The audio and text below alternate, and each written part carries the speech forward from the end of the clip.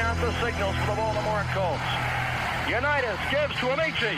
The Colts are the world champions. Amici scores. It's amazing, sensational, dramatic, heart-rending, exciting, thrilling finish in the history of college football. California won the big game. 5 seconds left in the game. Do you believe in miracles? Yes! This is Phil Steele. This is Mike Burnham. This is Wes Durham. This is Mike Ashley. Hi, this is Chuck Foreman, number 44 of the Minnesota Vikings. Woo, mercy, this is handsome Jimmy Vane, the Boogie Woogie Man. This is Coach Fry with Virginia Tech Football, and you are listening to Big Dog Sports Talk. Are you ready to rock? Are you ready to roll? Okay, let's do it. You're in the doghouse with Rick Watson on Big Dog Sports Talk, presented by Pulaski County Sports and Entertainment. Join us in the Family Fencing Studios and chime in on the McClellan Chiropractic chat line. He's keeping cool with help from Little River Heating and Air, but this show is straight fire. And now, the big dog, Rick Watson.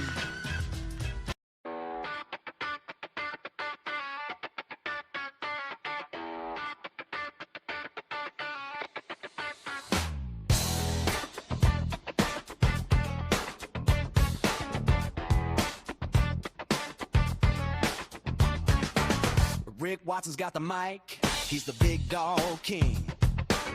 Cover sports so sharp, it's a New River thing. Virginia Tech fire, rapid pride too. Every stat, every play, he's bringing it to you. He's got that voice, deep as a valley, breaking it down, no dilly, no dally. Big dog sports talk, feel the bark, feel the bite. Rick's in the zone, every day, every night, from the Hokies to the Highlanders. He's got the spark, Big dog sports talk, lighten up the dark.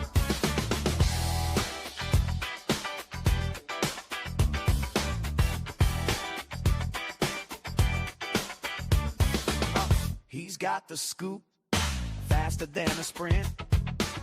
Calling plays like a coach, every word's a hint. From the courts to the fields, the stories unfold. Rick's play-by-play, worth its weight in gold. With a laugh and a growl, he'll pull you in.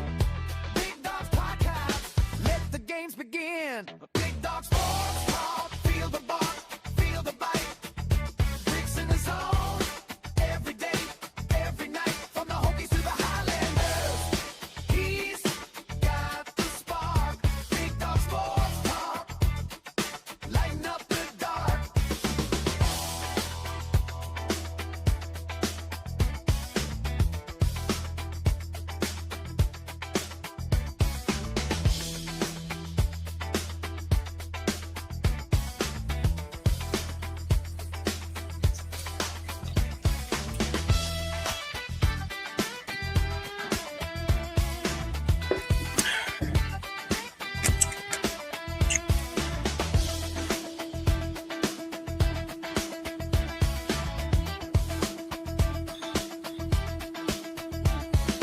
Sports Talk, feel the bark. Hey, good morning. How are you? Rick's in the zone, every day, We are every night, from the Hokies to the Highlanders. glad we're at the end of the week. Got the spark, It's the finally Friday edition, as you can tell lighten up the dark. by the banner that says, finally, it's Friday. Feel the bite. Rick's in the zone, Yours truly still every day, struggling. every night, from the Hokies to the Highlanders. We're getting there, though. He's Maybe. got the spark, Big Dog Sports Talk. Hit us up in the McClellan Chiropractic chat room. Special Door Incorporated text line.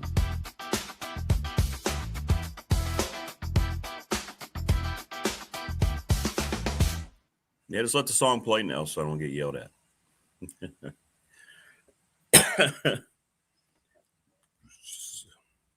Subscribe, like, and share the channel. We got a lot to get to today. A lot of Virginia Tech news popped up yesterday. And we have a graphic that we're going to go over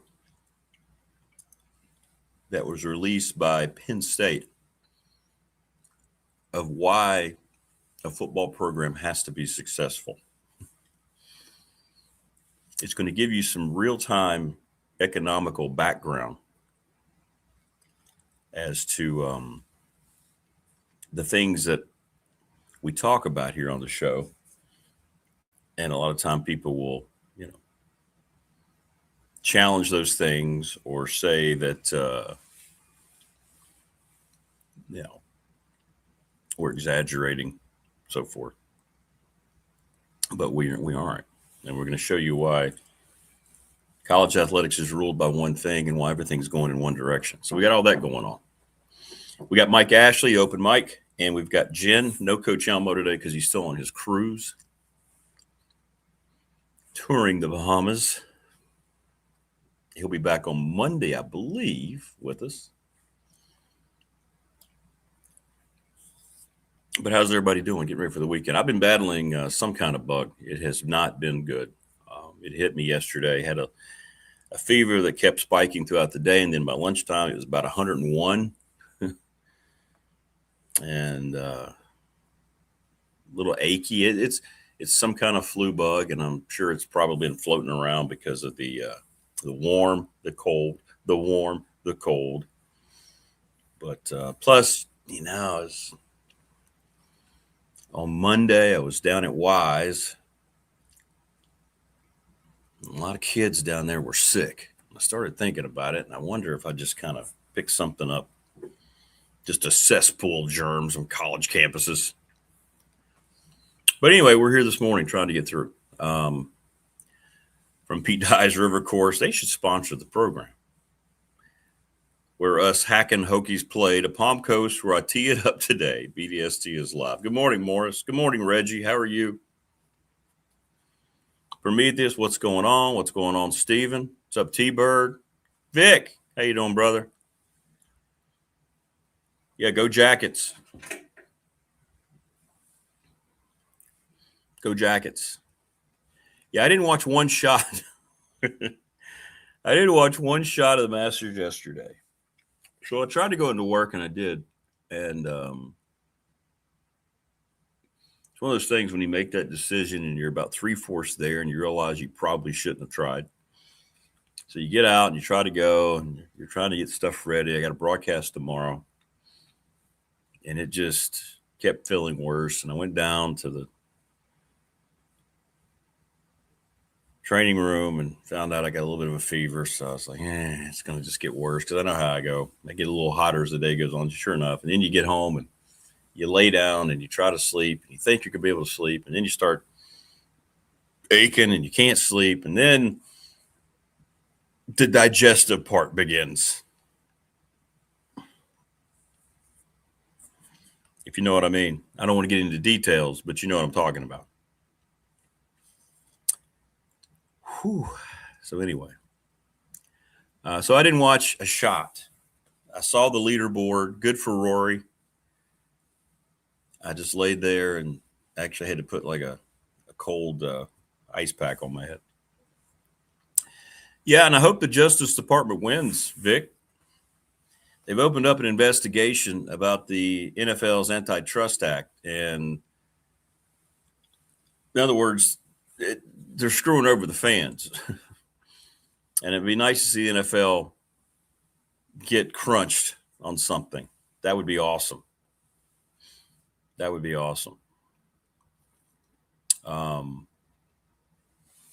So, yeah, that would be awesome. What's up, Frankie? Go Canes. So Tim Sands is retiring. I got a lot of messages. People were overjoyed. I believe Whit Babcock will be announcing his very soon. After that, I think the only reason it's all remained is because of his relationship with Sands.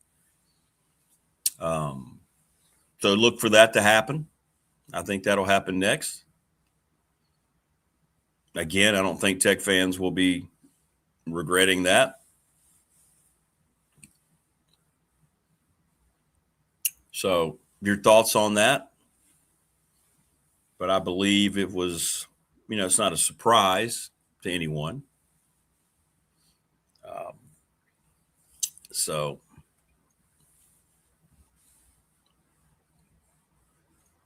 it's going to be interesting to see who they get as the new president. It's going to be interesting to see how that president aligns with football and James Franklin.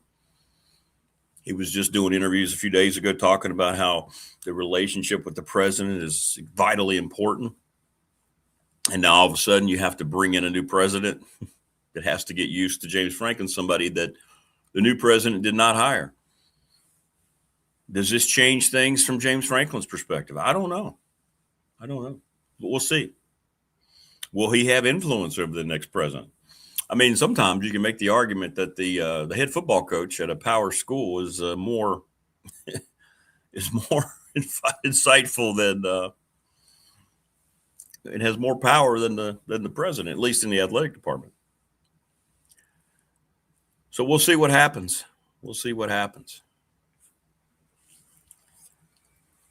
But we'll get your thoughts on that too.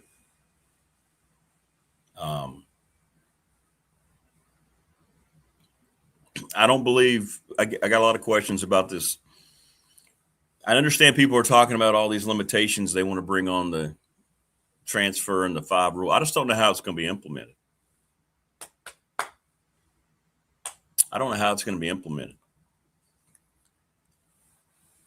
We'll talk to Mike Ashley about that. We will. I mean, all this stuff can be talked about and written about, but who's going to enforce it? This goes back to all that. Oh, is it really? Is today Stone Cold Steve Austin's birthday?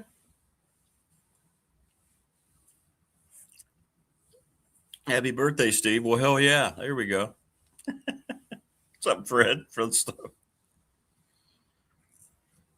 Yeah, that's right, Morris. Well, that's good. I follow. He's got a great Instagram account with his farm and his cats. He's a cat dad. He's got a couple of. It's Poncho and Macho, I think. You probably know what I'm talking about, Fred. Well, that's awesome.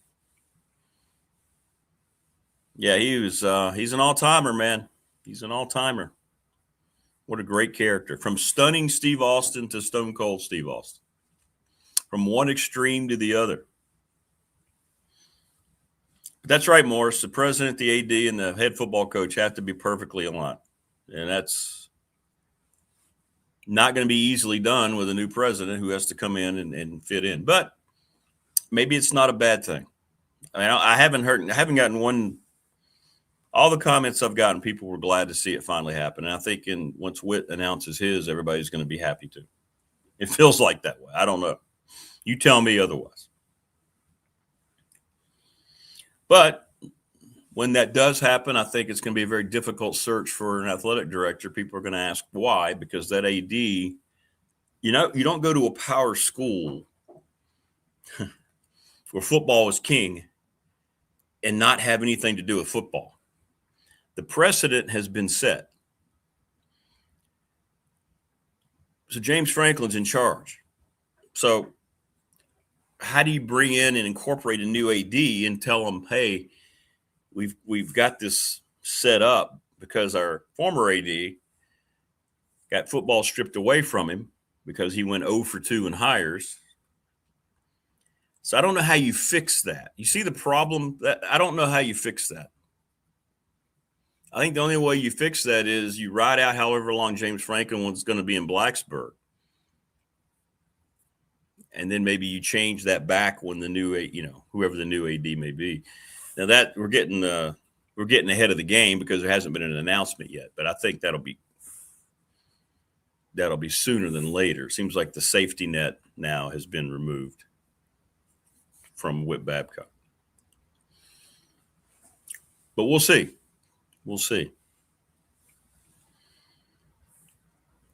I think it's going to be difficult once a new AD has to be brought in to convince that AD that they won't have anything to do with football.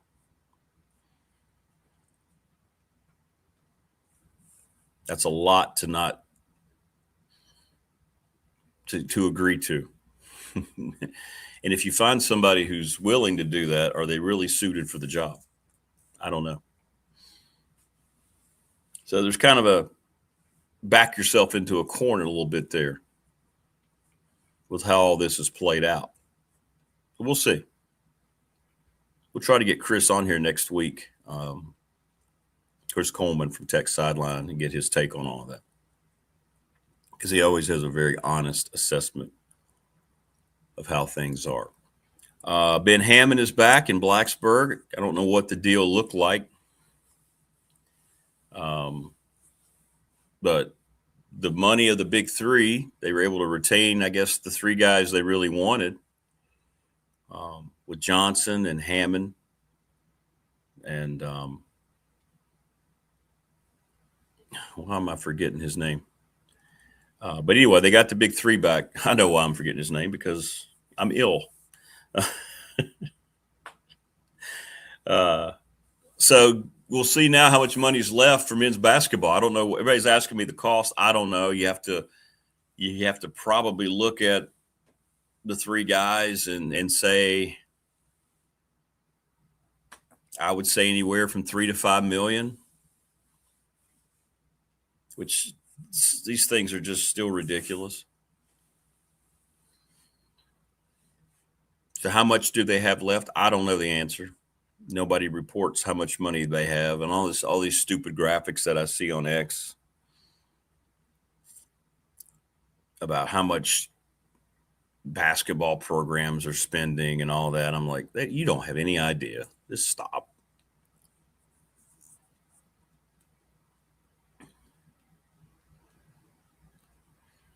Yeah, there's no doubt. Yeah, they won't be hiring an AD without the president, Prometheus. But I think it's going to be very difficult. Maybe I'm wrong. Maybe you know how we've gotten to the point where people don't want to do things? Maybe they'll find some AD who's perfectly fine with not having to deal with football. I don't know. Whenever that happens, whenever that's necessary. It's not necessary right now, but you do not have an AD for football right now, regardless of the fact that Babcock has not announced his retirement.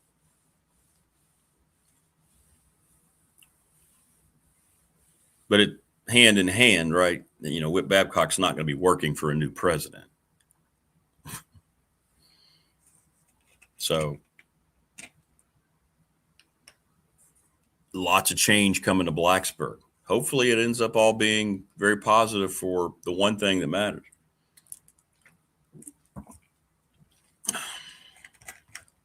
So I'm going to put this graphic up. All right, so hopefully y'all can read that. This is something Penn State released yesterday. So sometimes I get random people who push back when I talk about sports that make money and sports that lose money. I had someone challenge me that women's sports make money a couple of days ago. We were talking about that with the Tech women and with the Final Four, the women's programs. And I said, that's not the case, right? They all lose money. What you're looking at is Penn State from 24 to 25. And we're talking about a blue blood, and I figured I would use this. This made its rounds yesterday because obviously there's a Penn State to Tech connection now. But you see football revenue in the green up top, $57 million, almost $58 million. And this is a team and a school that's part of the Big Ten, one of the richest conferences with the best television revenue sharing deal. And you see men's basketball, it is in the green, but barely. 172,000. Look at everything else. Women's basketball, look at the bottom. Lost almost $5 million. You're talking about a Big Ten. I don't even know if they're even middle of the pack. That doesn't matter. But look at that. So Penn State, even with a football program that had revenue of $58 million, only finished a little over 200,000 in the green, or in the black, I guess you could say. I want to get your thoughts on that. Okay, I have to go up and get a drink. I forgot to get a drink, but look at this graphic. I want to talk about that. I'll be back in a second. Plus, I got to take some more meds. But check out the graphic. I'm going to leave it on the screen, and I want to get your thoughts. Break down those numbers, okay? And then I want to try to estimate what it might look like for Tech once theirs are released, and maybe they have been. But check that out. I'll be right back.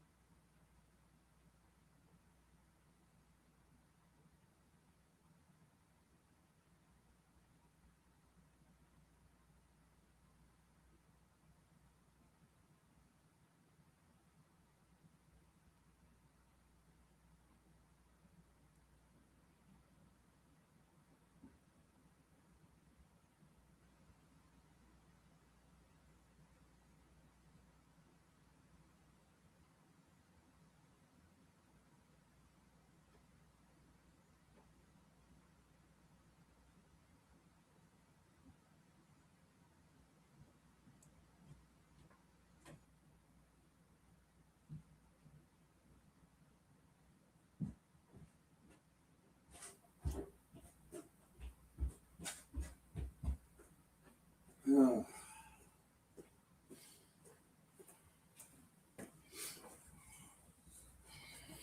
not going to lie, gang. Struggling this morning. Struggling. So anyway, now I'm back. I had to go drug up.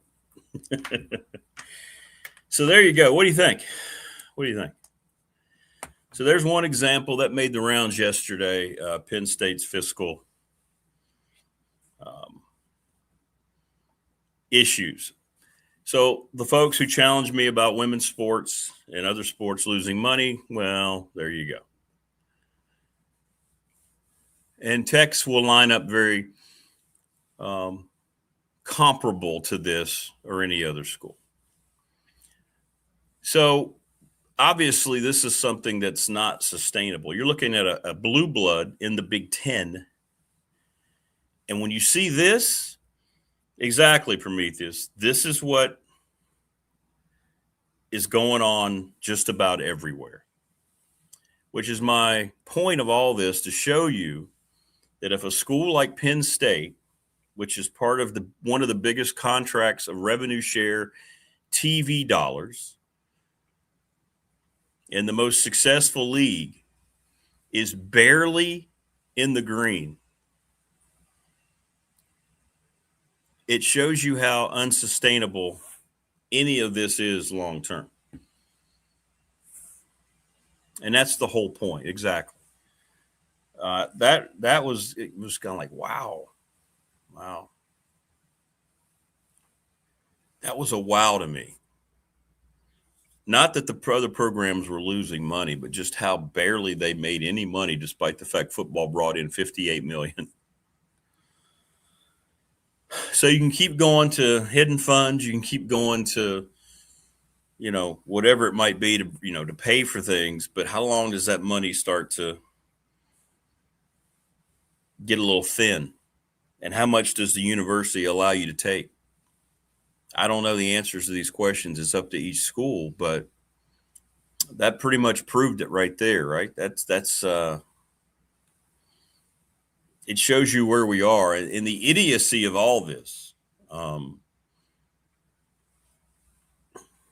Programs that aren't making money feeling the need to have to buy players.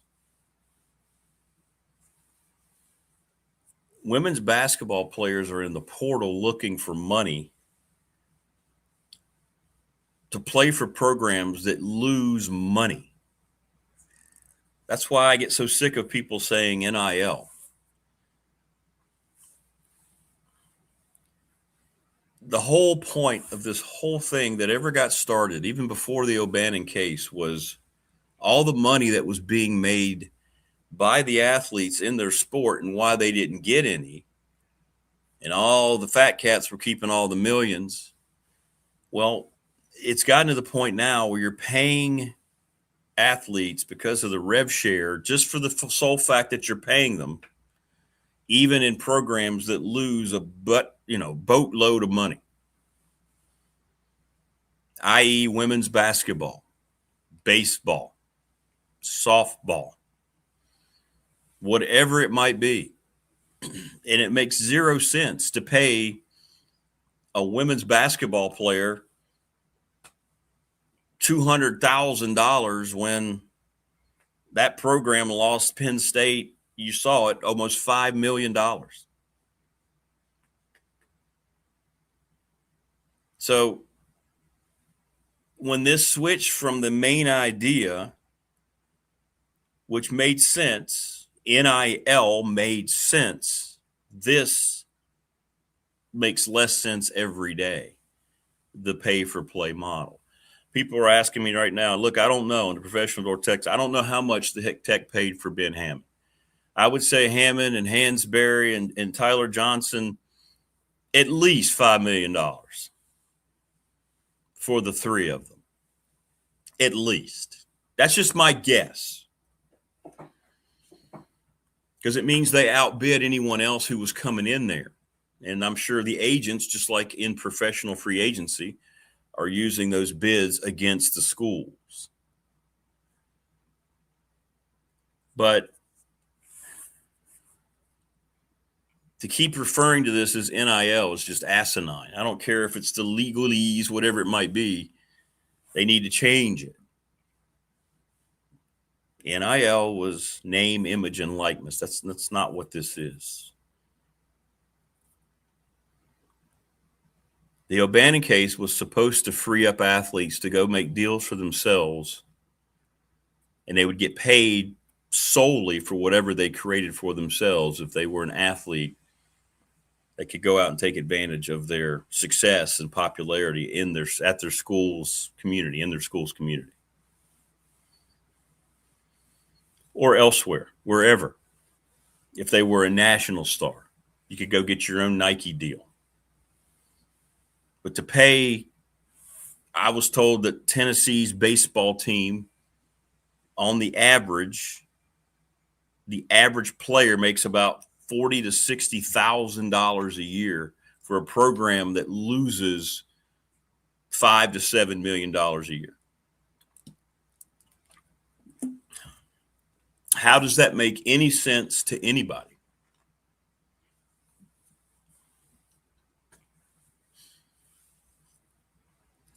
Yet, here we are. Here we are. And it's the reason I shared that graphic, because I think this is very damning to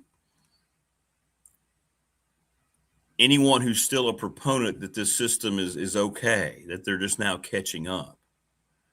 Penn State's baseball team lost $3 million. Women's basketball, almost $5 million.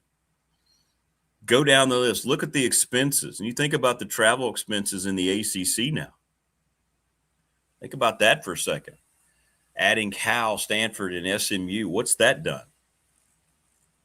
Now, I haven't seen a graphic with updated from what Virginia Tech looked like, so I don't know.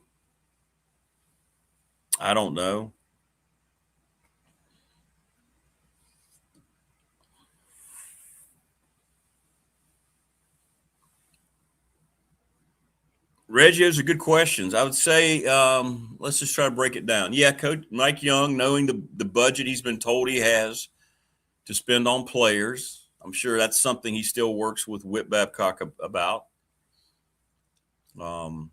President's office is definitely involved. Absolutely, 100%. There are people assigned to the money to pay players from campus. Absolutely. Does men's basketball have a GM? Do they? I don't know. I've never researched that.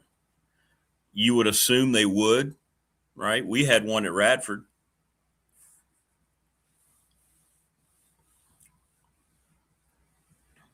So, yeah, I would assume there's a GM. And this could have been the goal all along to make sure you get those 3 back. But how much money's left over? I guess we're going to find out, right? You can't hide it now. You're going to find out if other power or high major transfers are coming to Tech, then Tech had more money than people thought. Since you can't get direct answers to the questions about how much money is available, actions will speak louder than words. So we're going to know going forward, now that Tech's paid their big 3 to come back, they let everybody else go. So I'm guessing the plan all along was that was the goal. There's no high school recruits. So now you have to supplement the other losses by bringing in as much talent as you can. And I'm guessing most of that talent will not be coming from power leagues. But the thought is you bring back those 3 guys. That's a good core. There's 3 starters. And you can fill in the gaps around it. I don't know about the dollars, but yeah, Mike Young knows what budget he's got, what he's been told he can. You're told how much your budget is. You don't sit around and create, oh, here you go. Here's money we've got. No. You have to go through foundation and the hokey. You have to go through all these things. It doesn't just work like, oh, we have this much money now because I went out and raised it. No. So we'll see.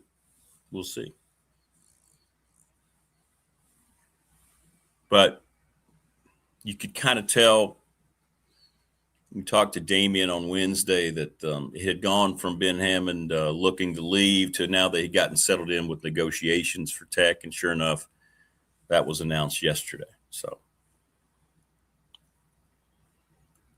but that's why when you hear not sustainable, it's not. You can go into, whatever funds you want for so long to supplement this, but that's not going to last. And this is why President's bill came into motion. This is why you're seeing all this stuff now, because the reality of the financial part is always going to win.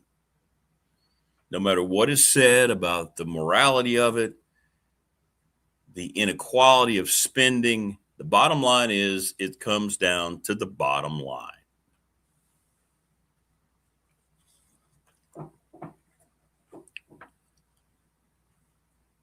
And at some point, depending on your school, and this is why mid-majors have no chance in this environment. Trust me, I work at one. We have no chance unless there's something that starts to make this look like any kind of organizational sense. They do, Vic. They do. Look no further than Indiana. Look no further than Mark Cuban. Mark Cuban, this was, I think, it was sometime it was before they won the title against Miami. It may have been the week leading up to it. But remember, he said, I'm cutting a check. He wanted, of course, to be in the news for it. He wanted to be recognized for it, of course. Unsurprising, given that guy. But he wrote a $30 million check, and he said, this is for Curt Cignetti and Indiana football to go out and pay for their team next year because they're losing a lot of guys. He said that. And the university's not going to turn down that gift, that money, right? So sure, the alumni and boosters play a big part. Now, how that gets from the check to the team, that's up to each university. But Indiana just won a national championship. So anything Curt Cignetti requires, he's going to get.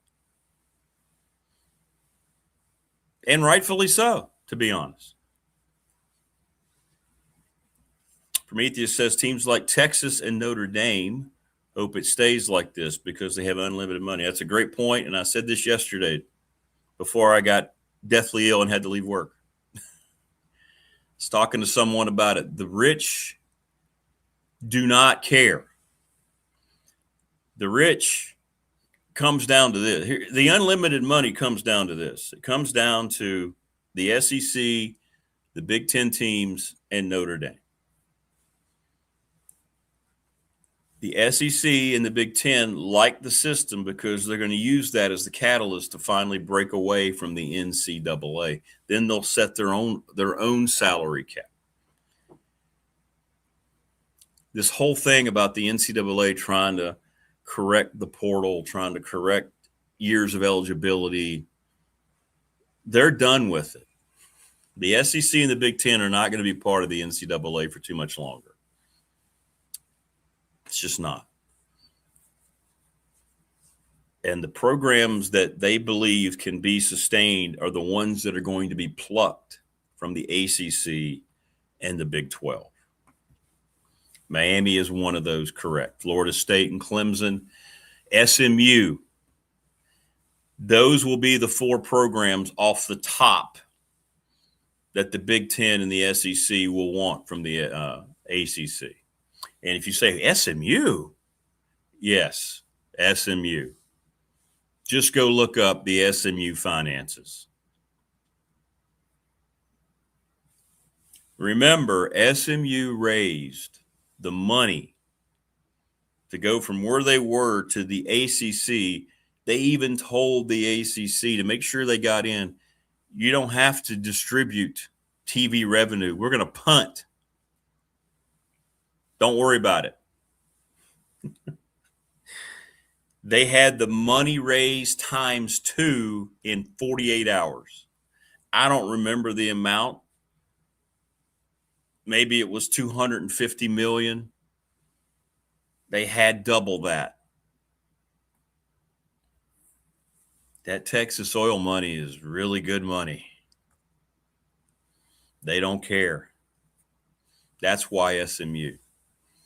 Clemson, Miami, Florida State, SMU will be your top 4 attractive programs. North Carolina will be there too. Let's throw their brand in there, even though it didn't help them get the basketball coach they truly wanted. So there's your 5 right off the bat that's going to be plucked first out of the ACC. Higher education, I agree. TLB, you and I think exactly alike, but it's gone, man. It's gone. From at that level, it's gone. At a Radford level, it's still integral and it's the core of everything we do. For most mid-majors, I still feel like it's that way, but it's not. That's why I don't use the term student athlete anymore when I talk about these mercenaries. I saw a thing yesterday that they're guessing that the average post player that signs that's in demand from power schools is going to make anywhere from $3 to $7 million next year.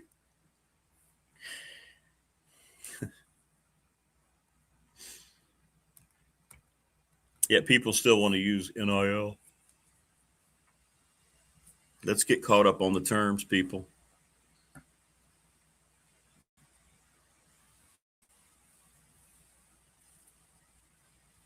I want to thank Family Fencing, sponsor of our studios, 540-200-8294. Get a free quote from them today.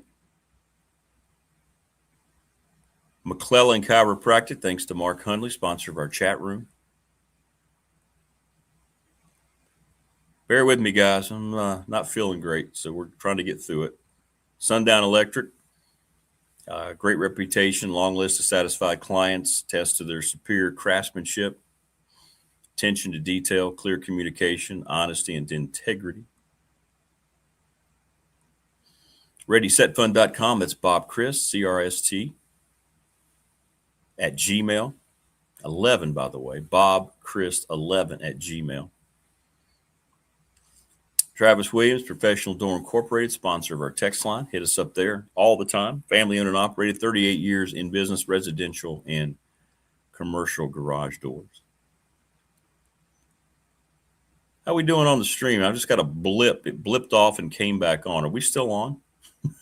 What was that? Did y'all see that? National Bank member FDIC, the exclusive banking partner of BDST here on YouTube. That was weird. No, we're not on, are we? Something happened. We still good? Everybody, we still good? Hit me up in chat if we're still good. My studio kind of went away for a second. NRB Super Bowl, served the community for 25 years, 540-382-5525. Okay. But something's weird on my end. But Lawson's Mobile Home Supply, give James a call, 540-381-8011. Okay. Maybe it's just a blip here. I don't know. Sometimes that happens. National Bank member FDIC, the exclusive banking partner of me and this program. The attorney, Ryan Pry. So Rory ended up winning, by the way,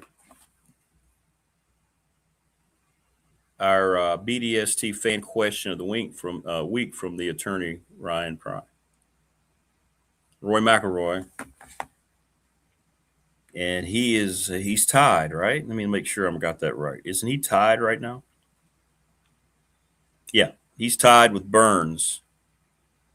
So there you go. Little River hitting there. It's Charles Lee, 1095 Radford Street in Christiansburg, 540-553-2971. Pulaski County Sports Entertainment. They are the presenting sponsor of this program. We're going to have them on next week. Oh, hang on. They got a big announcement here. Let me find their announcement. So this was released yesterday from Tim Miller and everybody at Pulaski County. Pulaski County Sports Entertainment announces the inaugural Pulaski Mountain X Gravel Bike Race. Saturday, September the 26th, designed for riders of all skill levels, from beginners to elite competitors. The event will feature 3 race distances, 30 miles, 50 miles, and 100 miles. They have a $20,000 purse divided equally between the professional men and the women. So how about that? They're going to bring professional bike racing here to the area too. That's pretty cool. Let me show you look at that. Pulaski Mountain X, baby. That's cool. Very cool. They just keep on coming up with stuff. It's awesome. It's awesome. I think we're caught up now on our sponsors. My source for sports news, me. Now, seriously, Vic, X is the best place to get things that happened way before god-awful ESPN, because you have beat writers, you have local people who break news, and then the regional writers of other sites. That's where I get most breaking news. You have to wait, though. There's a lot of fake stuff out there. But you can tell when stuff is real.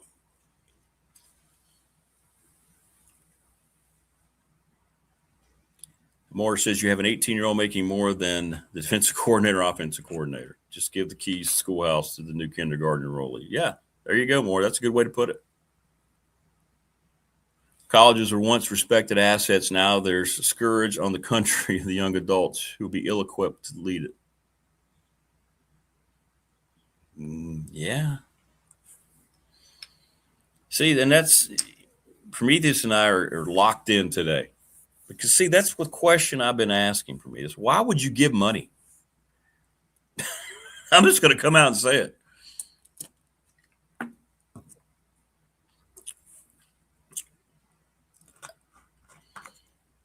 Like, it's got to alter the way you view this. And it's basically from the power perspective. Like, for instance, at Radford, we need all we can get from people that are generous enough, our friends and our family of Radford alumni, right? Because they understand the challenges we have.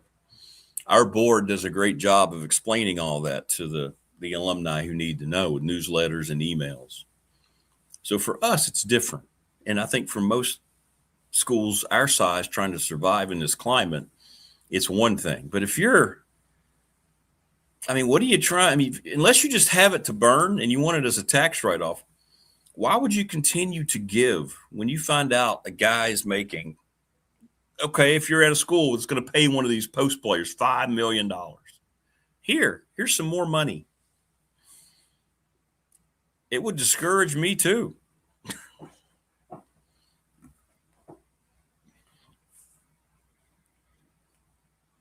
I know, man.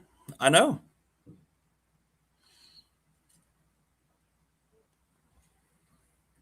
I think it has to make sense. When you're going around asking people, even at Virginia Tech, for more money, I think I'd ask a lot more questions before I would just hand it over.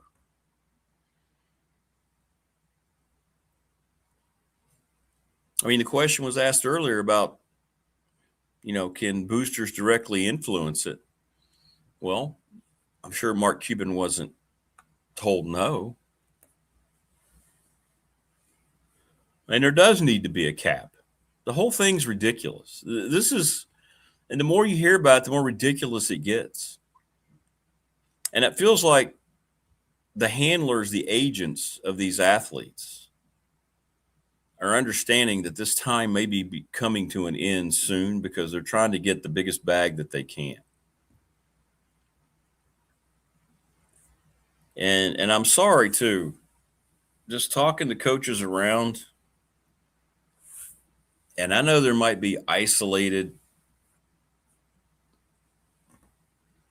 instances, but the only reason kids are staying, if they stay, is money. Tech kept their big three because they were paid them what they required. This isn't some kind of, this is home.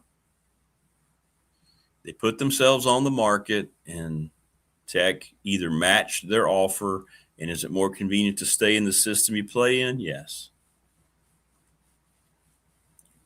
This is what I've been talking about with recruiting. Everybody falls all over themselves about, they had 40 recruits at the spring football practice. Okay. Each of those kids that are going to go to a power school already have handlers.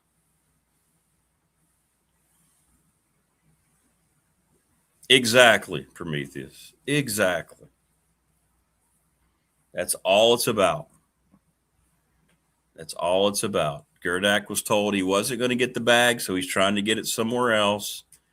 Hansberry was either given more, he was given more money, but what I'm saying is whatever he was being offered, Tech either matched or surpassed. That's all this is about.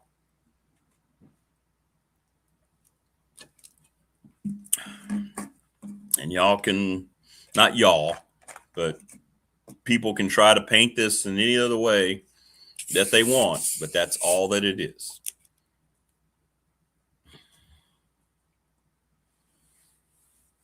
The Masters report, I already reported on it. I didn't watch any of it yesterday.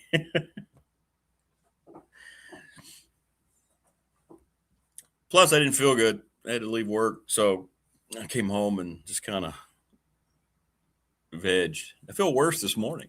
Yeah, but I'm here. I know Rory and some guy. Hang on, who is it? Yeah, Jen's coming on. Mike Ashley too. We'll talk to Mike about all this.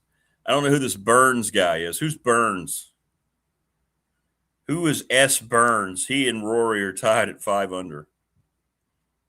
There's my guy, Scotty Scheffler. He's 2 under. Let me see who Burns is. Sam Burns. Who the hell is Sam Burns?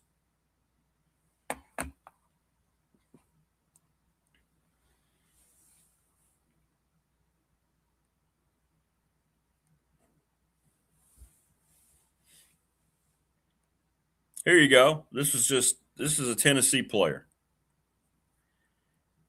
Chaz Coleman was a Penn State transfer edge rusher. Tennessee paid him almost $4 million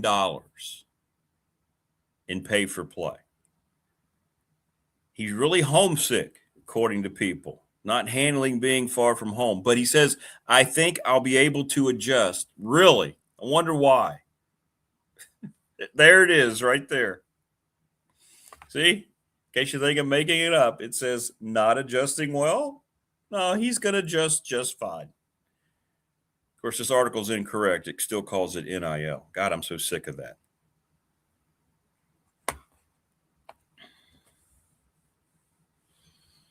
Artemis 2 update. I think tonight's the danger, right? They're coming back to the atmosphere. So you have that hold your breath moment where they have to come back through and make sure everything stays together. I think they're done on their mission. I thought they were going to get out and walk around. So they didn't do that. But you didn't do that, did you?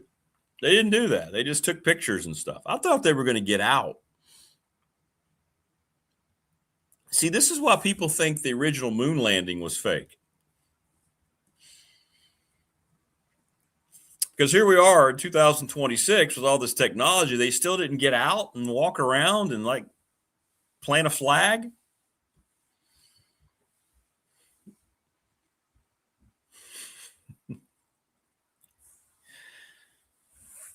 Why didn't they get out and walk around? Did they even make it out to the moon? I don't even know. But aren't they coming back tonight? Am I wrong about that? Let me see. So, Vic, I got to be honest, I'm a little confused. I thought this mission was going to be something different than it was.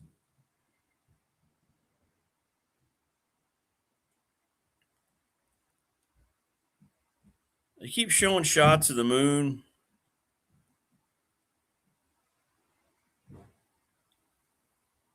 They splashed down in the Pacific Ocean tonight at around 11 o'clock, right off the coast of San Diego.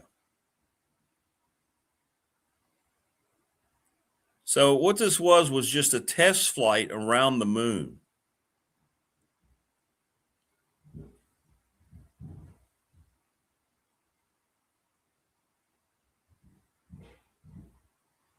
I got to be honest, that kind of sounds a little anticlimactic, doesn't it?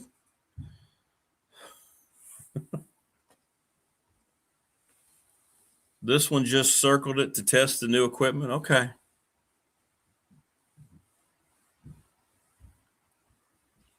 All right, good to know, Vic. Lunar landing is going to happen with Artemis 4. Okay. All right, good.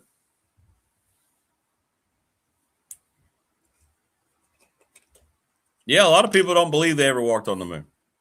I've watched that documentary. It's interesting.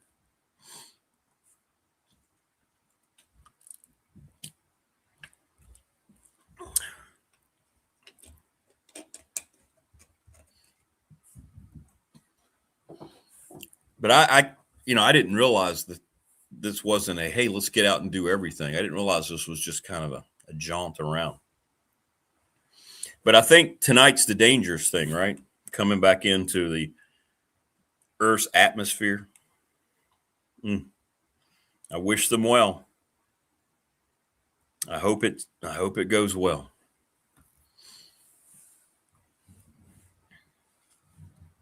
But anyway, Mike Ashley's going to join us and Jen coming up.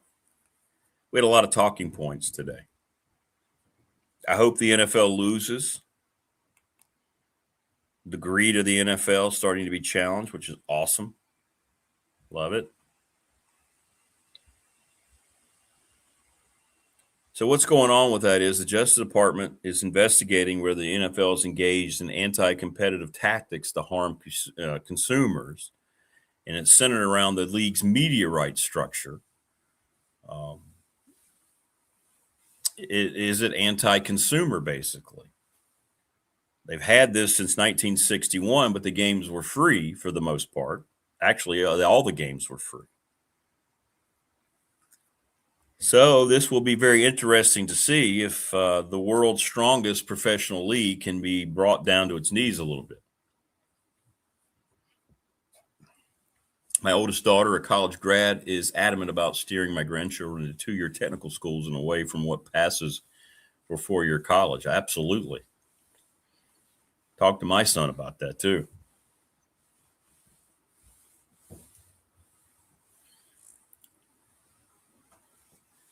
Yeah, there are reasons to be skeptical. You know what? You guys are exactly right, man. It's not conspiracy theories. I get so sick of that too.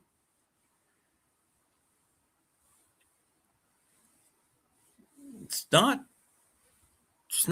conspiracy theories. We have a right. We get played all the time. We've been lied to all the time. We were lied to all the time. That's what I was trying to talk to Marva about with COVID.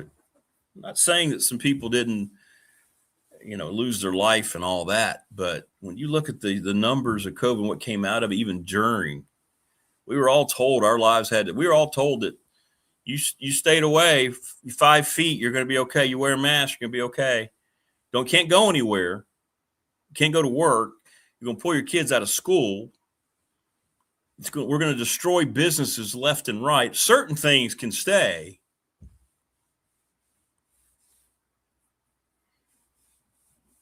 What comes out in the news, what gets selected by the access media, 100%, both of you are right.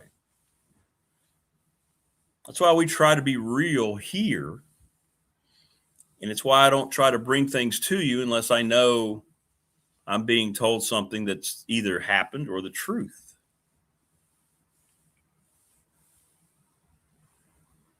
I didn't want to bring what I was told about James Franklin coming to Tech way before it happened because I didn't want that to fall into that category. I'm glad I did because my guy has never been wrong. I texted him again. I hadn't talked to him for a few weeks. I said, hey, just wanted to let you know you've never been wrong. And he sent back, yes, I know. But I felt like people were panicking and going nuts. I figured that would be something. And I got lambasted, man. I got people came after me, man. They came after everything. You're ridiculous. They're not going to get James Franklin. Why are you doing that? I get people accusing me of false. Okay. Who's the football coach at Virginia Tech? Why is everybody excited? Oh, yeah, James Franklin. You're welcome, America. Thanks, Big Ten guy. Yeah, the interviews are weird for me. They are.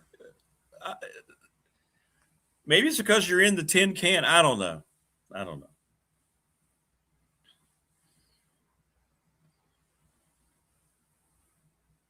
T-Bird says, I watched the Apollo and Saturn missions. They were real men on real missions. The moon landings were real.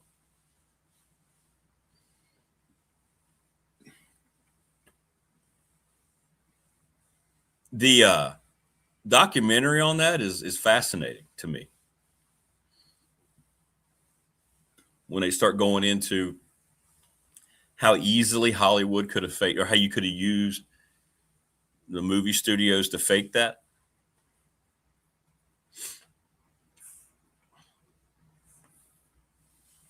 Now it gets rejected pretty quickly, people that are skeptical.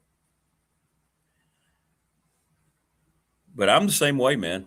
I don't believe anything the Access media says. Everything is painted into a political corner.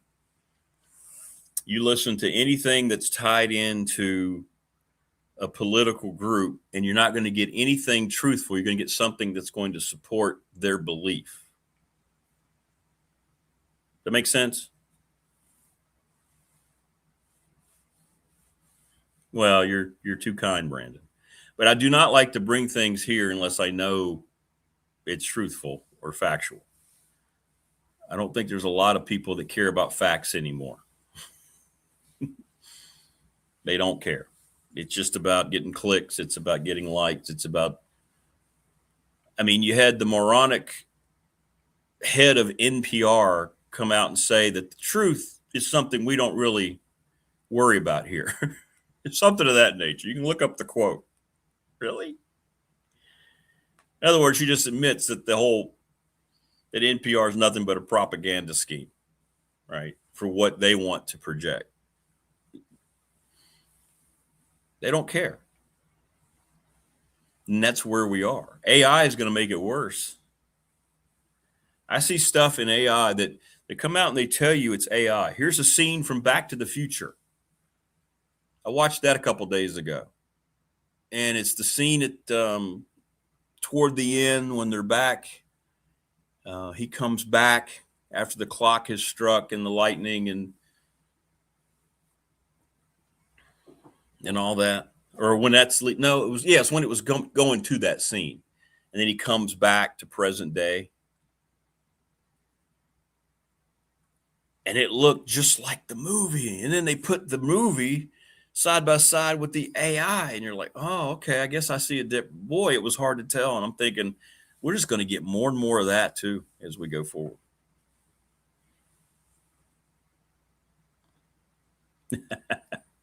Thanks, Morris. I appreciate that. So what's truth? It's truth's what anybody will believe. That's where we are. People will believe anything, especially younger people. Anything that they hear, they're so impressionable.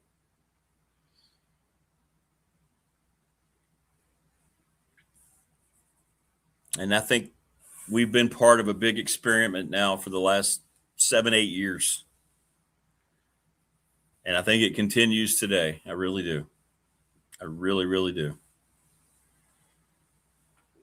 You just have to understand that you have to make up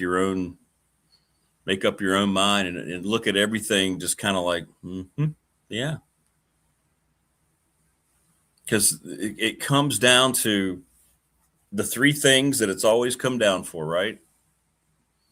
Power, greed, and lust. Those are the three things that rule the world. And it's a shame that it's not changed, really. We try to make it change, but it hasn't. I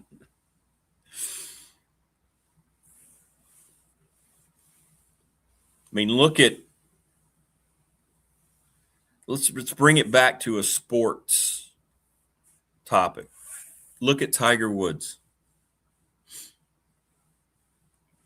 And I say this because he's my all-time favorite golfer. He has crashed and burned as low as you possibly can, given the perch that he once resided on daily. What brought him down? Power, wanting more of it.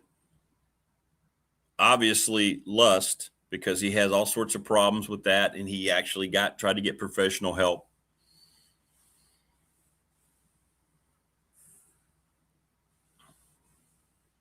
And the greed to want more and more and more and more and more.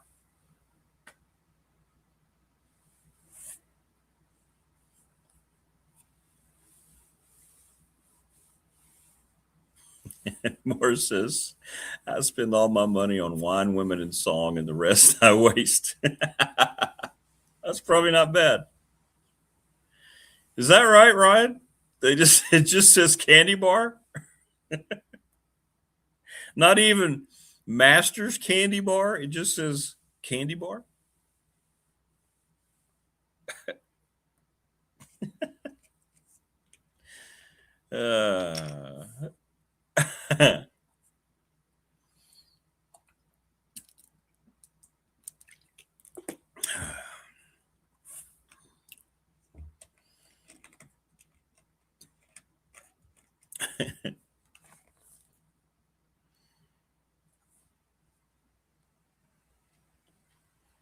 By the way, on a good note, at least I hope it's a good note.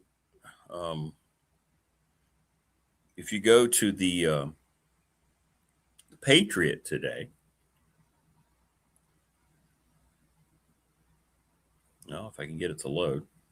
If you go to the Patriot today, well,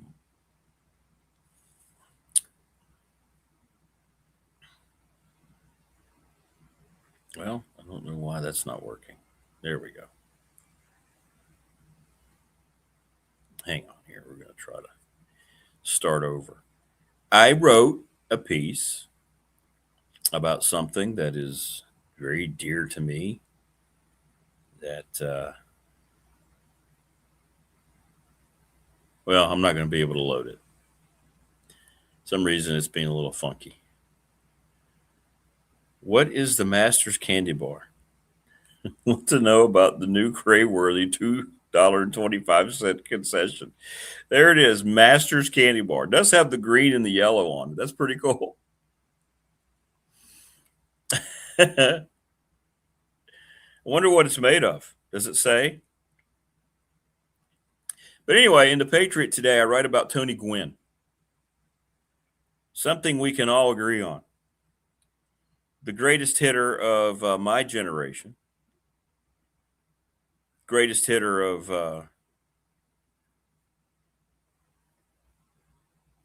well, I don't know. It's being funky. Greatest hitter that, of my beloved Padres that I've ever seen. And it talks about the time I got to meet him back in 97. And I think in this day and age, we don't have any heroes anymore. We don't have sports heroes in particular because of all the things that are happening. So Tony Gwynn, you get a little nervous.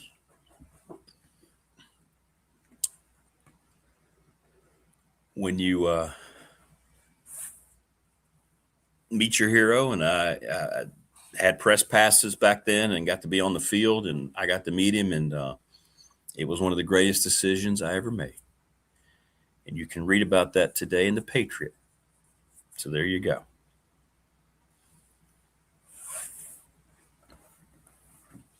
My all-time favorite WWE wrestler. Ooh. Well, take out WWE. My all-time favorite wrestler is Rick the Nature Boy Flair. If you're going to make it WWE, ooh.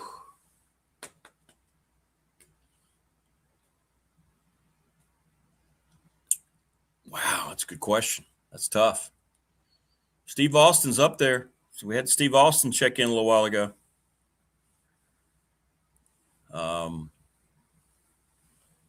The best technical wrestler, the best guy in the ring was Shawn Michaels. Rick was in WWE. No.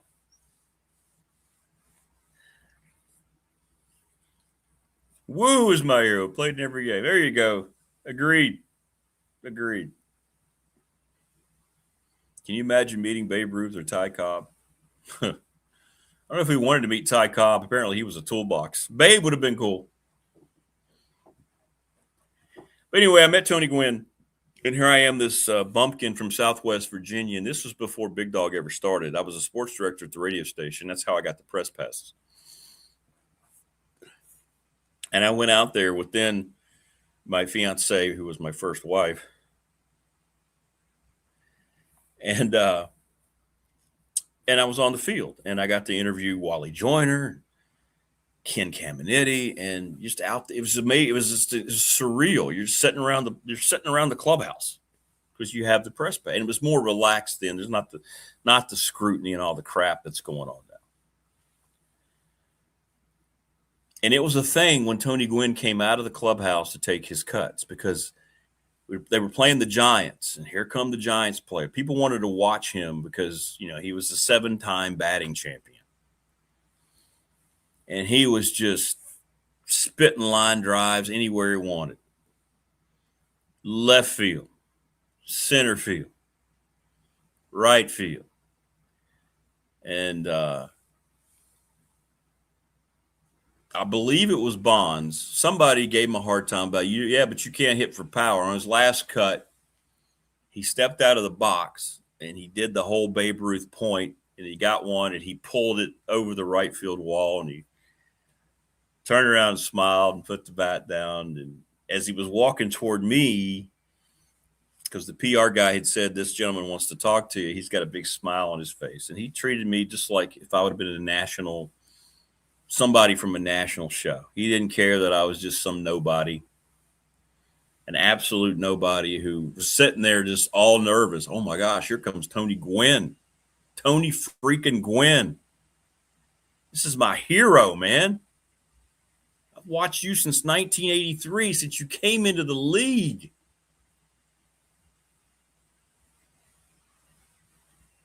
Hey. Then he sits down and you start talking, and I knew things about him. I knew about he's still the all-time assist leader at San Diego State. I knew about his superstition with the food that he ate, his wife Alicia. I knew about why he had one of the shortest bats ever in baseball. His hands were small. He liked that. He liked knowing that somebody knew all these things and how it gave him better wrist control. Talked about his video. He was a video freak, going back and watching his at bat. It was a great guy. Ended up supposed to have him for 5 minutes. I had him for about 10 or 12 minutes. And I tell that story in the Patriot this week. And you are correct. Yes, he developed cancer, and because of his smokeless tobacco use. Yes. And that took the life of Anthony Keith Gwynn. And I still remember where I was. I was home. I think I'd just gotten home from work. And you jump on. Matter of fact, I think it was Twitter. And I saw the news because there had been some rumors that he was turning the corner a couple months prior. Then it kind of got quiet. And I thought, well, we hadn't heard anything because I knew he was battling the cancer. And then his son came forward. Tony Gwynn Jr. came forward with the horrible news. And I sat there in shock for a while. And then I just remember just crying, just uncontrollably crying. And that, you usually don't have that kind of reaction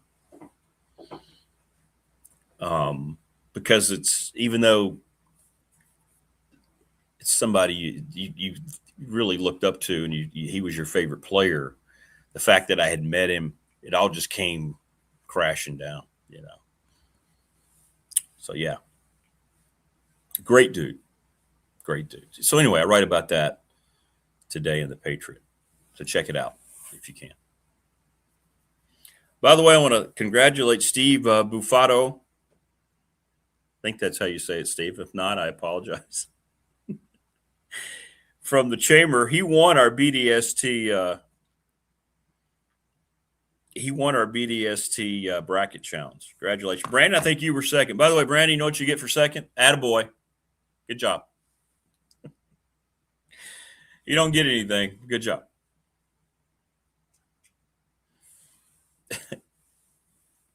No, I didn't get the Reggie Jackson treatment. No, I didn't get that. He was actually on the field, so that didn't happen. I wasn't back in the when I got to tour the clubhouse, there weren't any players in there. Because, it could have happened. It could have happened. Exactly, Prometheus. Second's the first loser. Sorry, Brandon.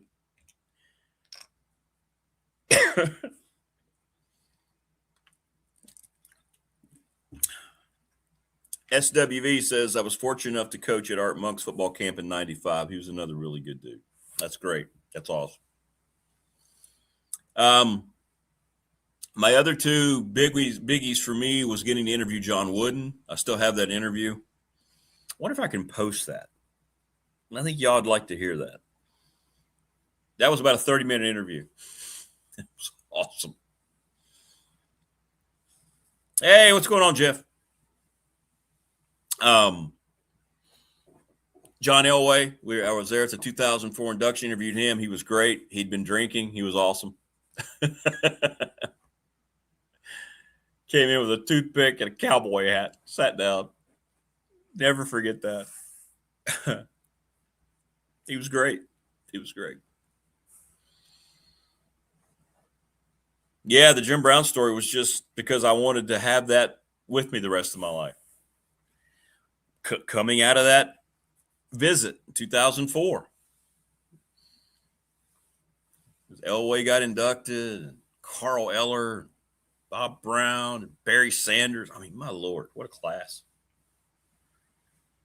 And we were packing up, and here comes number 32. Here's Jim Brown walking out of the front of the Hall of Fame.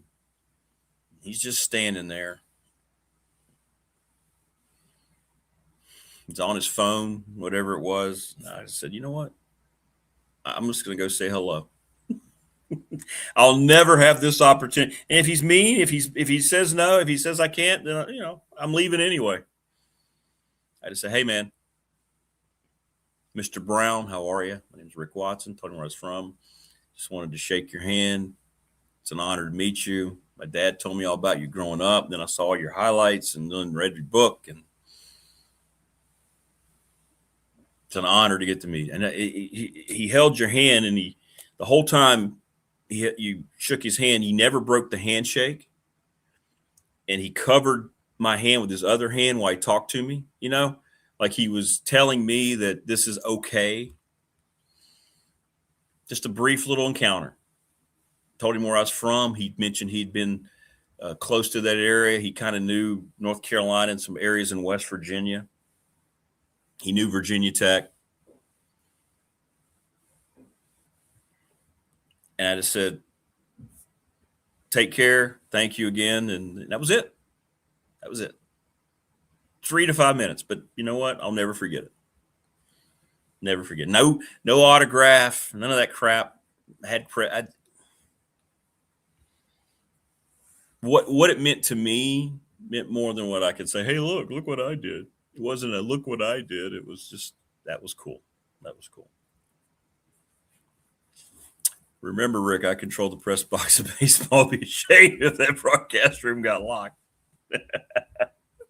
Yes, but I have all the keys. Hey, but at least I gave you an attaboy, Brandon. That's much better than your boss at Radford does. So at least you got that from me. All right? You got to admit that.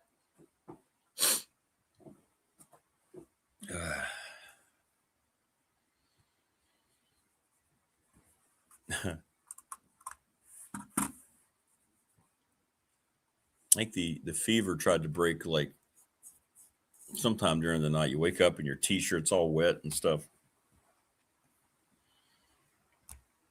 Yeah, the memory, exactly. And really all that matters is how it affects me, how my memory, it's not about trying to impress people. It's just like, here's an opportunity and I'm going to go see if it works out. And it did.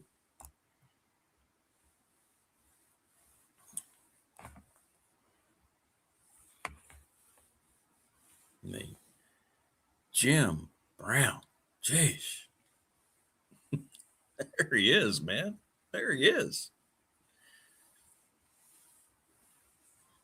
It's cool. It was cool. Still to this day, maybe the most firm handshake that I've ever experienced with anybody.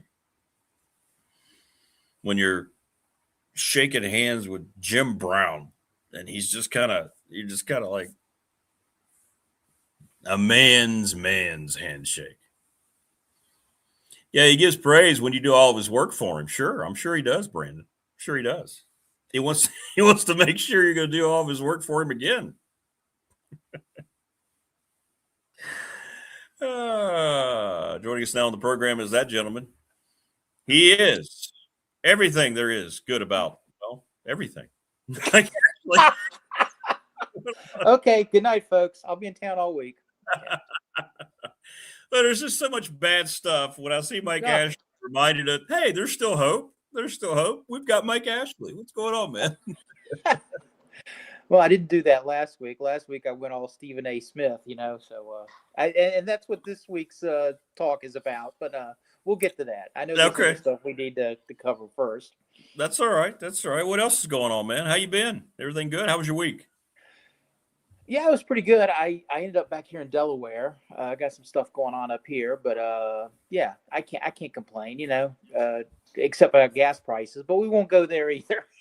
Yeah, they're not going down. They're not going down. Woo, boy. Yeah. Let's talk about North Carolina basketball. Your thoughts, Michael Anything Malone? going on down there? Yeah. I don't know. We'll see. Would they who'd they hire? Mike Malone? Yeah. I hope he's post Malone, because all I could think about was I'd like a return to the old post game of the Dean Smith and Roy Williams days. When they always had quality big men that and you need those now, because you need people to suck back around the basket so you can kick it out for threes all the time. Who can watch games that look more like they're being played at the YMCA, but. That's neither here nor there. The Carolina, you got to control the board so you can run your fast break and your secondary break and all that. And they obviously got a guy that knows post game, because he had Dokic out there, all those out there, Jokic out there, and won an NBA title. He seems like a good guy. Mike Malone, it's funny because I used to play at my beloved Conehurst Playground, where I grew up in sports, playing with older kids.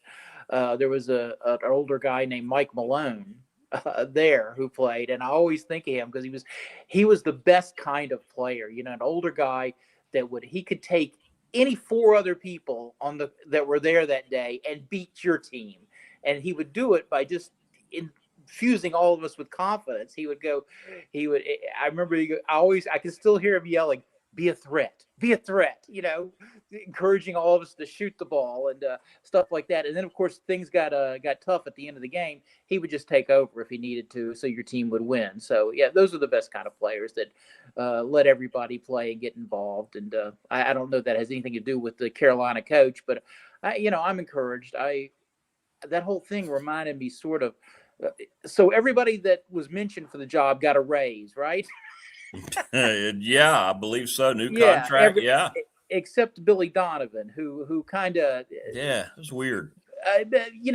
Maybe I took it a little personally that you don't go, you want me to be coach at Carolina? Yeah, I'll do that because I love college basketball. Well, maybe Billy doesn't want to coach anymore, and my gosh, a job like that, you shouldn't have to go out begging. No. I kept thinking of Bo Schembechler and. Remember Coach Frieder, Bill Frieder that left. Bill Frieder, left right before. We want a Michigan man to coach Michigan, Michigan, yeah. And I was like, we're not begging people to take this job, And I was getting excited that maybe Mark Byington from Salem had more of a chance. He did. I've heard so many good things about him, but.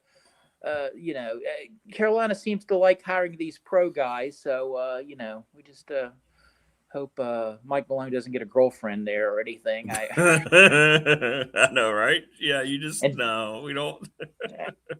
And if he's got kids, he doesn't hire them all for his staff. The staffing's going to be important, and I hope there is some sort of connection to the the coaching legacy there that extends back to.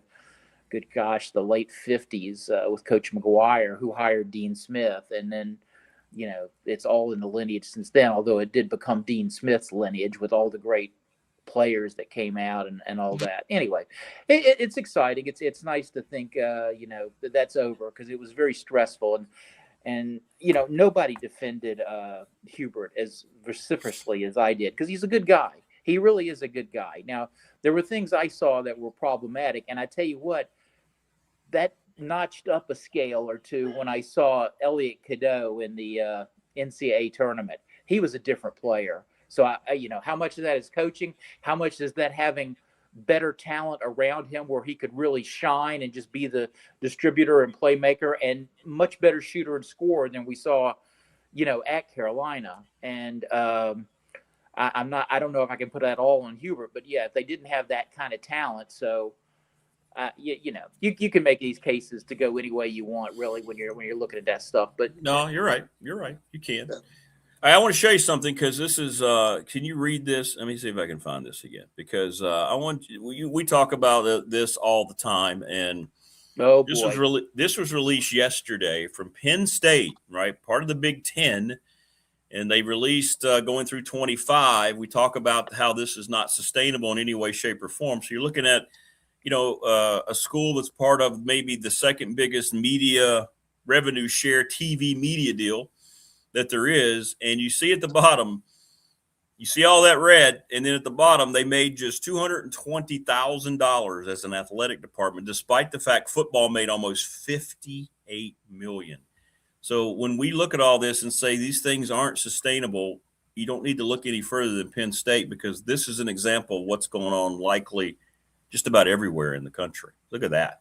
I actually can't see it, but I heard about those. Oh, okay. Yeah. Okay. And I'm other people send me stuff like that, and I just shake my head. I know, and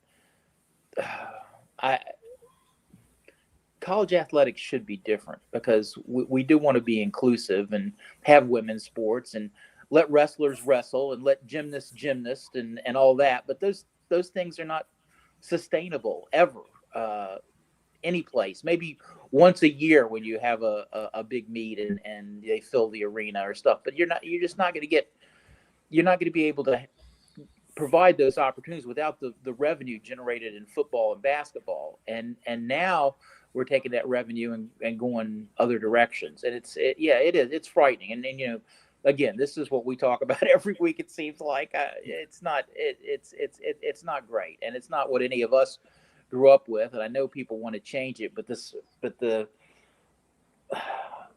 ideas I heard bandied about last week up on Capitol Hill, all I could think was, well, we're going back to court, boys. Yeah, I mean, we had coaches on this week that liked the things that were in there, but they're all asking the same question. This will never be implemented. Yeah, everything will be. How do you put it back in the bottle, right? Right. Exactly. There's, and this is to me, this is all on college presidents. They let, they should have. If you want to be college capital letters athletics, right. Do that. Just make rules that take us back in that direction. That's a great point. In our society, we've sort of devalued. Again, I always start with one thing. I paid off my college loan for 10 years. 10 years out of school, I'm still paying off my college loan. So, I understand the value of a college scholarship, for Pete's sake, and the kids that really want to be in college and really want to expand their whole life understand that, and their families do too. But now it was never meant to be just a professional feeder league, especially just somebody make these kids take a freshman math class that explains percentages to them of how many of you are actually going to cash a paycheck doing this stuff, because it's really incredibly low. 100%. Yeah, 100%. 100%. There's percentage too. Yeah. Yeah, exactly. Yeah, I'm with you. It's just, that's what I've been saying too. Couldn't they just make their rules? Couldn't they just sit down? Couldn't the SEC just go, all right, here's how we're doing business, and everybody else would follow suit? But they're not worried about that. They just want to continue. No, and they've always used their money for the wrong things. When they've got it, they made their staffs bigger in college football, and and now the obvious solution is for mid-majors and smaller Division I's and maybe some Divisions II's to mix that group and have a whole separate place. Here, we're giving you a college scholarship, but we're not paying you, beyond what we already did with the travel and the hotels and stuff we got to do just to have this team. But we're not gonna, you're not gonna get beyond that, because you're here to learn, and that's what providing you an education so you can go out and make a living. And so that would break off the SEC and the Big Ten and the ACC and leagues like that. And then the problem with that is, late in the year when Alabama has that open weekend and they don't get to play Alabama Birmingham anymore or whatever, then what happens, or all the schools we see pop up on football schedules late in the year, or all those schools that come to collect their check and get their butts kicked right before Christmas break, in basketball, those games that we have to sit through that are usually pretty horrid. What does that happen? Nobody wants to talk about that stuff, but I know. Look, I was there at Radford when we went Division I, and the whole thing was, we want to play at the highest level, give our kids the chance to do that. And there's that pot of gold. Back then, you get to the NCAA tournament, you get all that publicity, you get all that free advertising, you get enrollment goes up, absolutely, admissions go up, and that's what everybody wanted. And maybe that wasn't the greatest reason for schools to do that, but man, that was a lot of fun. Those first 2 days of the NCAA tournament, when you get a Hampton winning or somebody like that, it was just so much fun. And I got to admit, I hated it at first, but the first 4 I kind of came to enjoy too. And Radford had a great experience with that. Mike Jones' team, that they got a first round win before, Villanova very politely sent us back home. But they were really great. Nice about it. Yeah, they're very, very nice about so it. Yeah. Good, so much better than we were. I got the shirt, that's got all the scores from the Villanova National Championship shirt, and, the only game that was, our game didn't look that bad compared to all the other scores. No, we covered the spread. Yes. We covered the spread. Not that there's another thing that's gone wrong, but, we won't. Oh, my gosh. We don't have to talk about that either. No. Well, let's get into the open mic before we may have already covered some of it. I don't know. I don't want to spoil open mic. We're okay. Okay. But I went off the rails a little last week. Worked an old man shouting about modern sports, like old ESPN. Oh. Get off my artificial turf. Oh. I'd like to slow things down and reclaim my jolly old elf status that once made me a force on the local sports scene. Instead of ranting and raving about problems I really don't know how to fix, other than to throw a lot of money at them, which is the same strategy I have as a homeowner, I thought I'd turn the page and talk about spring while she's not around. You're talking to a guy that grew up a Cincinnati Reds fan and used to shave the facial hair per team policy every year when pitchers and catchers reported. That's right. And I did this year too. Did it right down to just my mustache. See, the goat's gone. Mm-hmm. But when I did it, when I started growing a mustache and then a beard, my freshman year of high school, nobody knew about it until I was in college, because it just never darkened. It went from the off-white to the travel gray, and now maybe a little salt and pepper, though no pepper allowed around the dugout. I think most old men, maybe young ones too, get nostalgic about baseball. Just when you think you've seen it all, there's something new.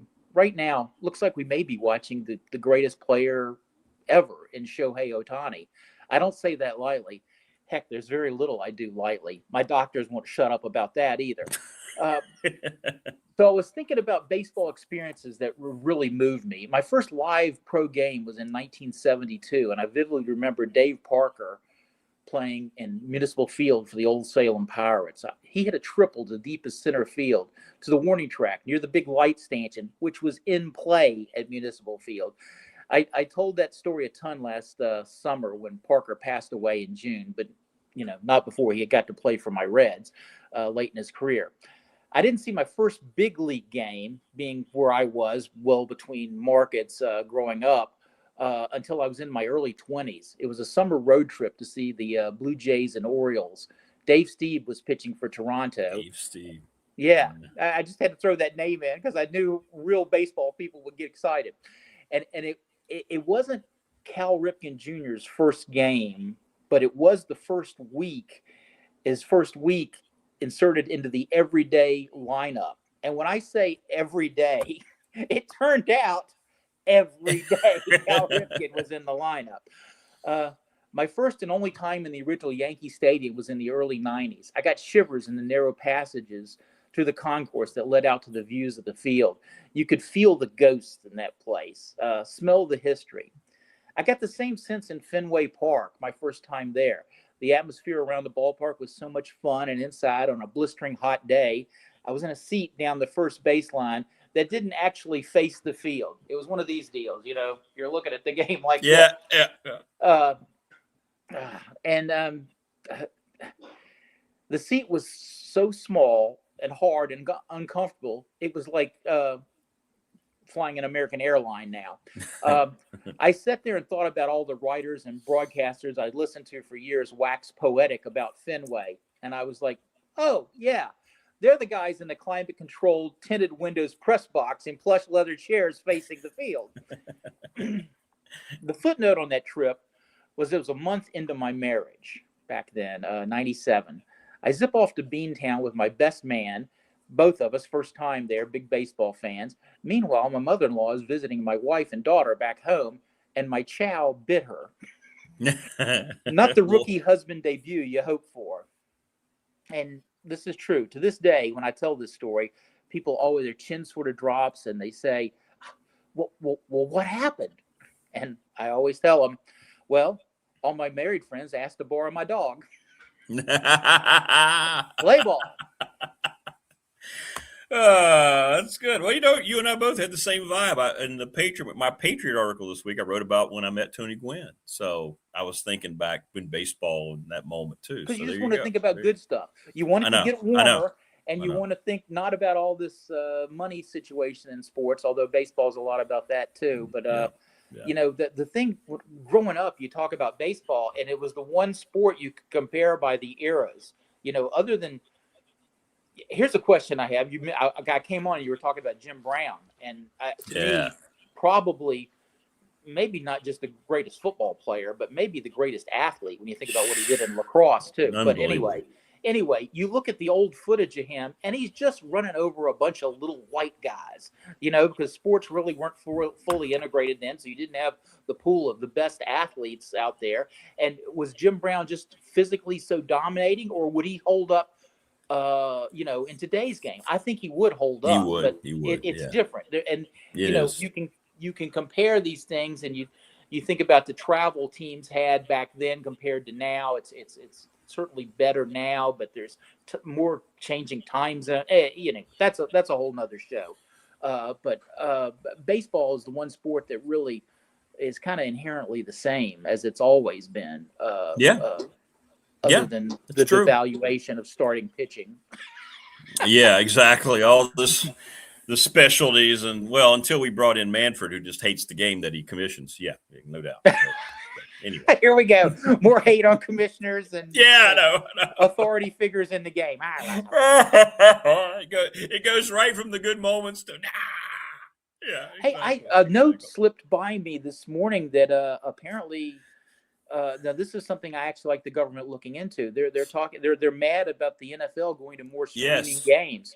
Yes. And there's something that helps us. I so rarely do they seem to get around to anything that has value in our life, like affordability and things, and not going to war. But yes. Yeah. I don't want to be streaming everything. I don't. No, it's stupid, and I hope Roger Goodell takes the L. He deserves a lot of L's, and this is one I hope they take. Yeah. Okay, let's see. Goodell, no. Manfred, no. Terrible. I know. Adam Silver, no. And that's about all the commissioners I can name off the top of my head. So, who's the NHL? Yeah, remember that. We'll put that on ice for next week. Exactly. My dad, the wisest man I've ever known, told me when I was little. I didn't know until later when I got in the workforce. The fish rots from the head, son. What does that mean? You'll know. Oh, yeah, that's right. It does. You're certainly right, Dad. You're certainly right. As long as that doesn't refer to Long John Silver. Correct. Yeah. Which, by the way, I was around. It's funny. See, you and I have this interconnection. I was in Radford yesterday. I had to go get some medicine because I've been having a cold. And I smell the Long Johns. It's right there, 2 doors down. I'm like, I know it's not good for me, but man, I wouldn't mind having a little I haven't been Little, there in forever. They still have the crumblies. yes. Yeah. You can order them now separately. Now here's the true litmus test of your history at Long John Silver's. Do you remember when they served a product they called grog? No, I don't know grog. What was grog? It was beer. They actually had beer at the Long John Silver's. You could get a beer. Really? Yes, and I had several friends that were in the employ of the Salem Long John Silver's, and they always wanted to work the closing shift because they would, as they say, get groggy. I didn't know that. Well, they did away with that to clean up their image some. And I also think, look, I've mostly made a living as a writer over my career, and one of the greatest lyrics of any song ever, to me, was the jingle they had when I was a kid. Long John Silver's got the special for you young buccaneers. Your pirates eat for peanuts and they cruise away with free souvenirs. Who could rhyme better than that? I know, right? Come on. I just know the pieces of fish used to be substantial, right? Now they're like. Well, wasn't everything, you know? I know. I had a Arby's roast beef yesterday in a pinch, and because I don't really eat fast food much anymore. I know that's why I've lost all this weight. But yeah, I had the Arby's roast beef, and I was like, "This is the big roast beef. This is what has happened?" Or really?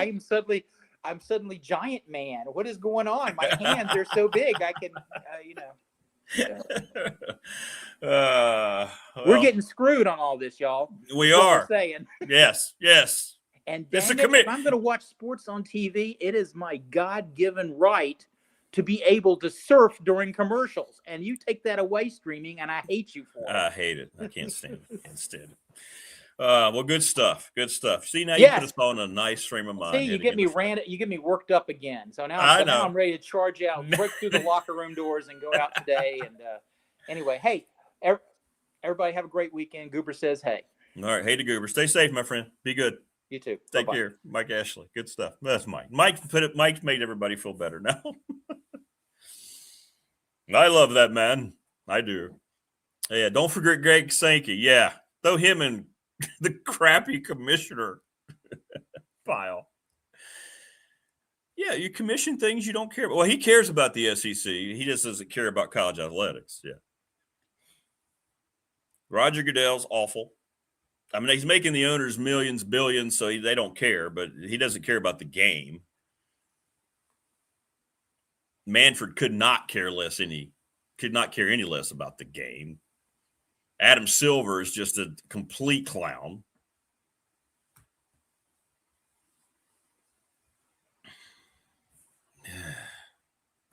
Wow. Grog. Look at Mike Ashley. Of course he knows about grog. I didn't know that. Correct, Dwayne. Yes. Term limits for Congress and commissioners, 100%. Jeez. Yeah, everybody's going to – but wait till baseball has this stoppage that's coming that's inevitable for next year when you're going to miss the entire 2027 season. That maybe will cost Manfred his job. Maybe. We'll see. Those of you asking on the Professional Door text line, the article's in the Patriot. Very nice. Thank you. Mike Williams, the Patriot. You can find it online.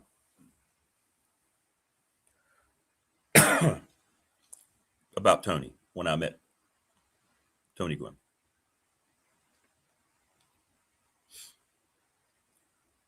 It's hard to believe. It's still surreal that he's gone. It is. Sundown Electric, one of the best reputations of any business around.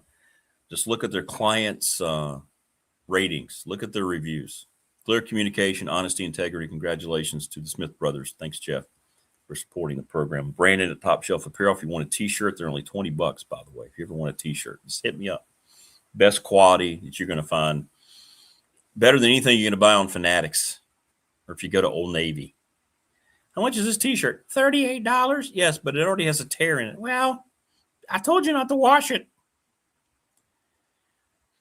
Thanks to the NRV Super Bowl, 25 years, they've been part of the community, 382-5525. We're going to do the big bash there. I'm going to reconfirm with Jen today. She's going to be there. Lawson's Mobile Home Supply. They've been around since 1997. Parts for your plumbing, your windows, your home. Give James a call, 540-381-8011. Ready, Set, Fund, Bob Christ, ReadySetFund.com. Series of text messages to help you, by the way, raise money. Professional Door Incorporated, residential commercial garage doors. Creed's dying to come in. I got to go get him. Family owned and operated, 38 years in business. Thanks, Travis. Sponsor of our text line. National Bank member, FDIC. I got all my remaining debt consolidated into one little equity loan. I'm telling you what, they've taken a lot of frustration out of my life. Thank you so much, National Bank. BDST fan question of the week. He is the attorney Ryan Price, 701 West Main Street in Radford, Trust and Estate Planning. And Roy McElroy won. He came back. He ended up winning 23 votes to 19 over Bryson. We had some other people, but nobody else made it to double digits. Scotty Scheffler got some votes. John Rahm got some votes. But those were the main two. Pulaski County Sports Entertainment is the presenting sponsor of this program. Thanks to them. Little River Heating and Air. That's Charles Lee, 540-553-2971. Jen, the Gamecock girl, going to join us here. McClellan Chiropractic, sponsor of our chat room. Join us there. Mark Hunley, 155 Walters Drive. And Family Fencing, sponsor of our studios here. 540-200-8294. Big Dog Mugs coming in 2027. Let me go get Creed.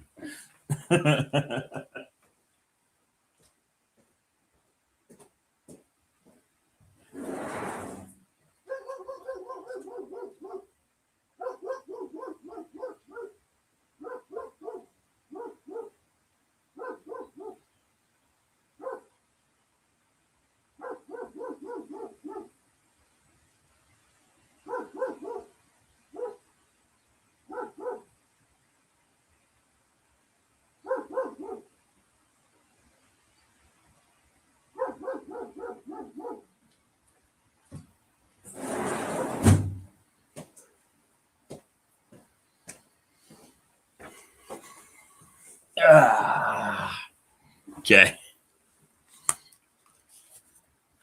Dog barking appropriate for BDST. Hang on, Jen. I'm going to send you the invite so you can join us. Yeah, the dog that's only known me for 7 years, but has had zero training, so it barks at me like it's never seen me before. That dog, yeah.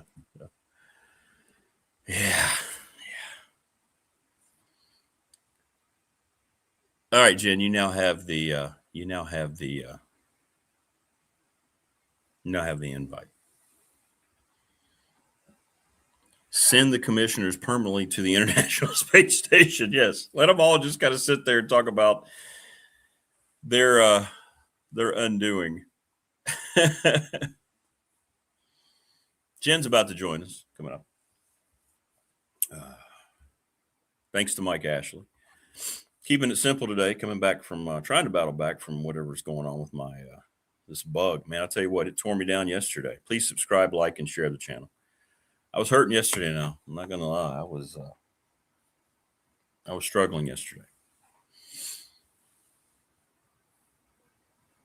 Not good. It's all the weather, man. Plus, I think I may have caught something on Monday. I was down there. So when you get down to campus and you just see people sneezing and coughing, and everybody's just, you're like, uh-oh. So maybe it makes sense now that I think about it. Yeah, probably makes more sense. So everybody get ready. Jen's going to have yet another excuse for not getting ready to go and play her saxophone for us. I can never remember Wayne's line. What was it he says? Saxless in Seattle? Is that what it was? Whatever it might be.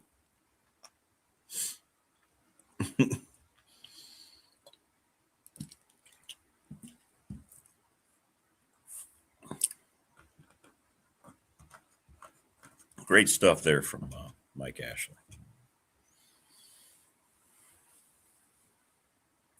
I know football is our national pastime, but I think the best memories I have of going to sporting events or baseball games. Absolutely. Riverfront Stadium in Cincinnati with my friends who are all Reds fans, except for me. Mark Hundley used to go. Mark was a Reds fan. Good to see the Padres and Reds. Camden Yards. I went with Mike once. We had a great time.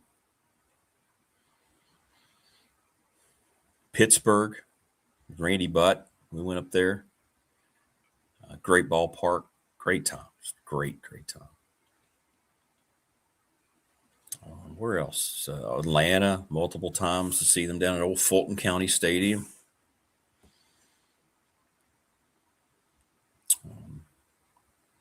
But those times, man, they're just hanging out at a baseball game. It's now everything's so expensive, but it didn't used to be. But yeah, I would say probably. I mean, I've been to 12 Broncos games.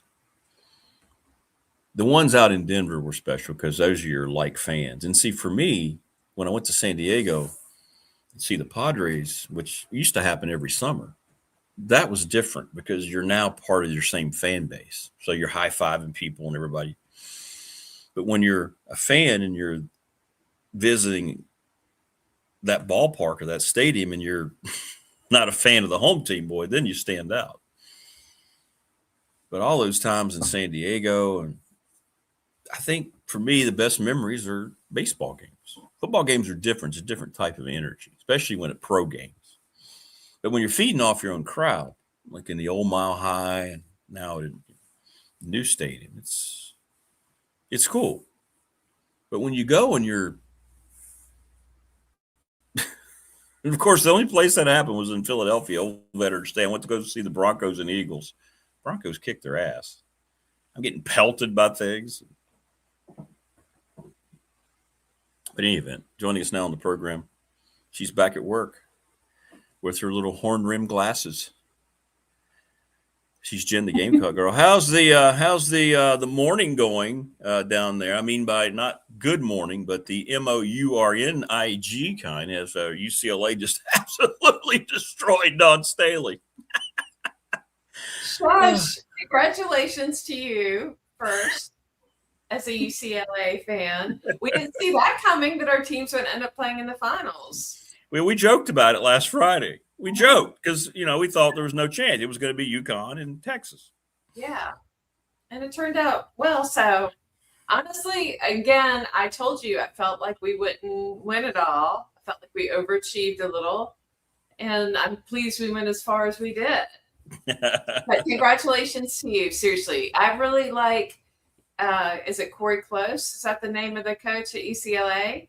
She's been there 15 years. Yeah. 15 years. She's a really cool chick, impressive person. And I think you had all 5 starters back. We had 1 starter back. So, I mean, the right team won is what I'm trying to say. We're ready for that. Yeah. It won't matter. Yeah. They're one and done. They lost all those players. They're one and done. So, well, it was exciting and fun. And, of course, us beating UConn, that was something I never expected to happen. And although there was some drama in that, I'm still happy that we were able to do that. So, yeah, we were just talking about Gino last week too, and then that happened, right? Did that change? I was saying how much I respected him and like him, and then that went down. That whole jersey rip thing, when he said that, I was like, whoa, things are getting a little bit weird right now. So I don't know. All of it was a little strange, but we won, and I'm proud of that part. Yeah, and he had a right to be mad at the foul discrepancy, but he channeled that into other things that was kind of weird. Yeah, it was kind of weird. And I don't know. It was the first time that I've seen him that I was like, oh, dude, are you getting too old to do this? I just, it made me feel a little bit sad for him almost. Like it was weird and off-putting. So I still think highly of him, but my opinion of him has changed a little bit. So. Yeah, well, he did issue the apology, right? And they apparently have talked and all this, Since then. I think the couple of days later, they actually got on the phone and talked. It was a couple of days after they got beat by UCLA and talked. So apparently it's okay. But Wow. so I've never noticed. Why does she not wear school colors or logos? She did wear the school colors, but I think her feeling on it is, a lot of men wear suits that don't have. Yeah, but she's not wearing a suit. She looks like she just walked out of a of a rap video. I think she was very fashionable, and what she had on is not fashionable. It is actually. It is. Trust me. When do you see anyone wearing what she wore during the Final Four? It's very hip. Like, it is a very Hollywood look. I mean, I know it's not your thing. You're not going to wear it, but are you going to wear it? Would you wear what she had on? No, but I'm not from North Philadelphia. So. Oh, okay. Like, I've never seen anyone wear what she had on during that game against us. Most women are making $4 million a year or whatever she's making. So there's that. Yeah, for a program that's losing millions of dollars annually. Yeah. Well, I think that's the trend for unfortunately, all the women's basketball teams are. Yes, I just posted that from Penn State, and they lost over $4 million in women's basketball. I mean, their whole athletic department. Can you see this? Mike couldn't see it. Can you see this graphic at all? It's real little. Okay. Even with my glasses on. Yeah. Okay. Well, the bottom line is, you see if up top, football, men's basketball. Football made $58 million. Men's basketball barely over $170 million. Everything else lost lots of money. In other words, they only cleared $220 some million. Mm-hmm. And this is Penn State, right? They're a blue blood. They're part of the second biggest TV revenue conference behind yours. So this is a conference that's why this isn't sustainable in any way, shape, or form. Correct. Yeah. I mean, it's definitely a concern now, like some people like to throw Dawn under the bus with that, but everybody's doing that. That's not unique to us. That's a sport problem, not a Dawn problem. No, I'm just saying that none of these coaches should be paid that, no matter what sport it is. I'm sorry. Finding out some of these football coaches Kirby's making $15 million a year. I mean, what are we doing in college athletics? And these buyouts, I just don't. Yeah, the buyout part is especially yucky. I mean, just go somewhere else and take another gig. It's not like they're can't work for years and years. It just is. There's a lot about it that is not awesome right this second. Did you find it ironic? Shane Beamer made some noise this week. He was asking questions about how to recruit and tried to say, well, I don't want it to be about kids and all they want's money. Well, okay, that's what's happening. That's what you're doing. Yeah, and I mean, I'm a fan of his, but I will say it's weird to hear coaches say that when they're negotiating these gigantic buyouts and increases when they've had struggles and and then when other people are trying to look out for themselves, it's shunned. It makes zero sense. Right, exactly. See, and I agree with you. They should just come right out and say it. Hey, we're out shopping. I understand guys are coming here because they want money. Now we need to make it a place that they want to be because of where we are, right? Then all of a sudden the burden comes with the coach and the staff and the environment. Yeah, of course these guys are coming because of money. Why is it? Right. I mean, like I told you, we have these traditions still, like associated with the football team. And one of them is them singing the alma mater, the band at the end of the game, win or lose. And they come over. And it's just each year of this situation, like fewer and fewer of them even really care about it or like even try to move their mouths to pretend that they're singing. And, that's the reality. It's like, it's just an employer. It's not any kind of loyalty. Yes. Nothing special. Yes, that's a great way to say it. They're just employers. That's exactly right. We need to stop doing senior days. It's silly at this point for major sports. They're not. It's just silly. Maybe do the senior day for the kid who signed and stayed there the whole time. Like, right. Yeah, maybe. Yeah. I think that's kind of cool. Like, it's so rare anymore. I know. So was it Michigan men's basketball? All of them were transfers. All the starters were transferred in this year. Is that correct? Yeah, every starter was a transfer. So it's like, I mean, good for them. They knew how to manage it. They played the business side of it, and they got it done. But it's, saying that those people are true Michigan students and involved, invested. It's just not the case. Prometheus asked, "She really makes $4 million?" I think so. Isn't that right? I think it is $4 million. She makes more than Lamont Paris, which that should be happening. But she is the highest paid coach in the entire country in women's basketball. I wonder how that's validated. Well, I mean, I think with her coaching the Olympic teams and being such a leader of the sport and in terms of things, any kind of honorary position, she usually is the first one called up, or one of the first. She and Gina anymore. I just wonder, I'm talking about from a financial part. Like, I wonder how the university condones that, because obviously the program loses money. So I don't know how you can give an employee that much money that loses money. I don't know. To me, that's weird. But that's what we were just talking about with other coaches. It's not just her. It's just, I don't understand. I mean, it would be interesting, like all those other sports that you had up there. Like, I didn't see obviously everything that was on the list, but I'm assuming it's like equestrian and all those other things. There are probably a lot of other cases where the coach is being paid more than and causing the deficit because of their. Yeah, sure. I don't know when all that happened, when coaches' salaries got this outrageous. I don't know. Well, it's such a tight fraternity or sorority, and they just protect each other and share enough information. And of course, their agents collectively bargain on their behalf and hold the power there. So they're pretty shrewd about it. When this whole buyout thing started, I mean, wasn't that born in agents handling the situation? Sure. So it was smart for them and the agents. It's not that great for the other side. Do you see any hope? Like, I've gone 180 on it. I thought maybe we were going to have some regulation. And then when Congress, President had his thing, people said it made sense, but then everybody just kind of ignored it, saying it'll never pass. None of that stuff's going to be ever implemented. Now the NCAA is trying to say we're going to try to do this. That's not, they're going to lose in court.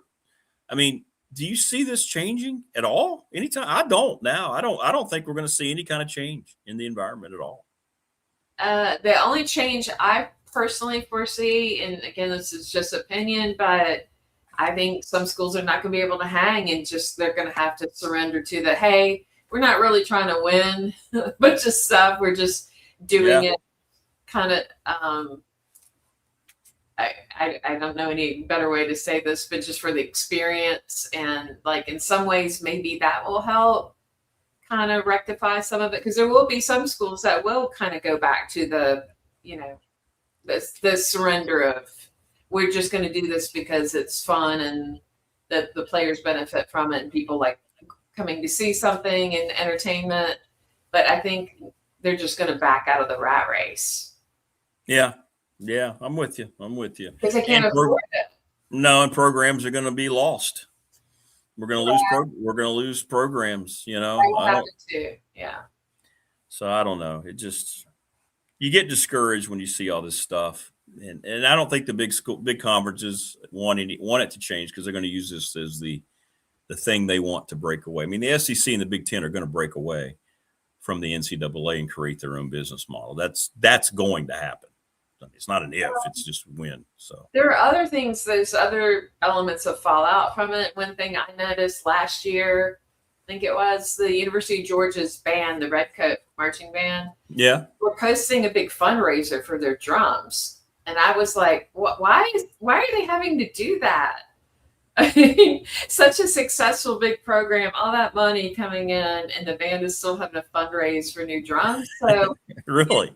There's some other weird stuff going on where, the money, the priorities are changing. And I know a lot of the athletic directors want to make it more like NFL atmosphere, which means to me, fewer the things that make it more collegiate, like the marching bands and the things that contribute to the pageantry and the character of college Oh yeah. football, and especially SEC football with all the great big marching bands. And they want more DJ, less band. That's the DJ stuff is just it makes me sad because it's a direct contrast to what makes college stupid football unique. I know. It should always be a pep band. It should always be a pep band. Always.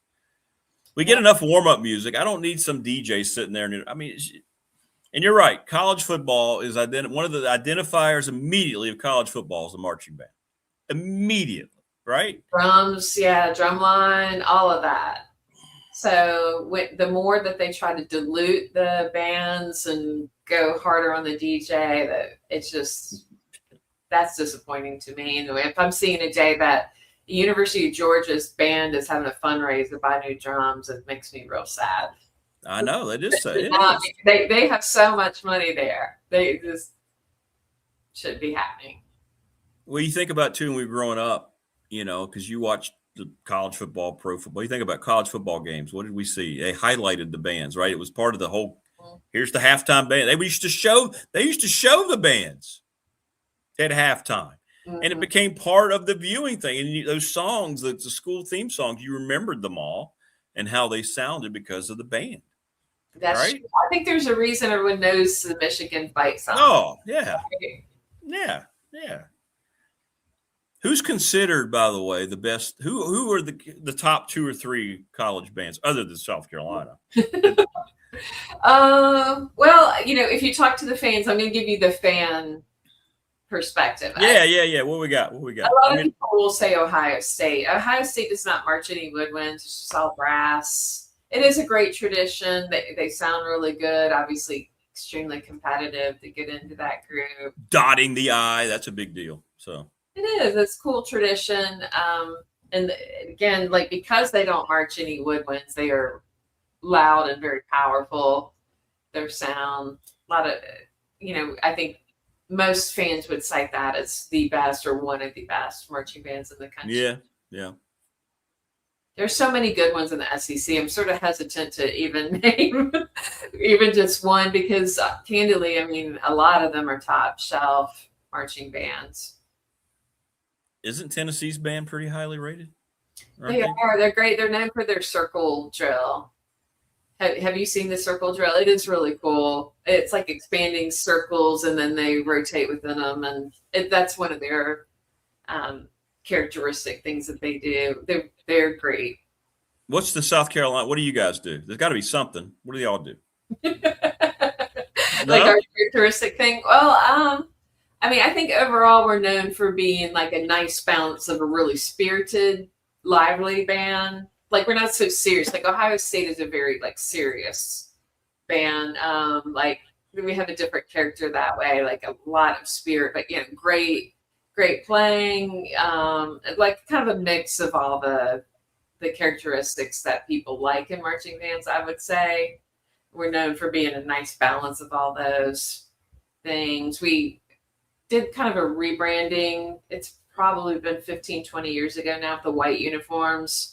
And I think now we are known for those. Have you seen our white uniforms? They're really nice looking. They're really pop.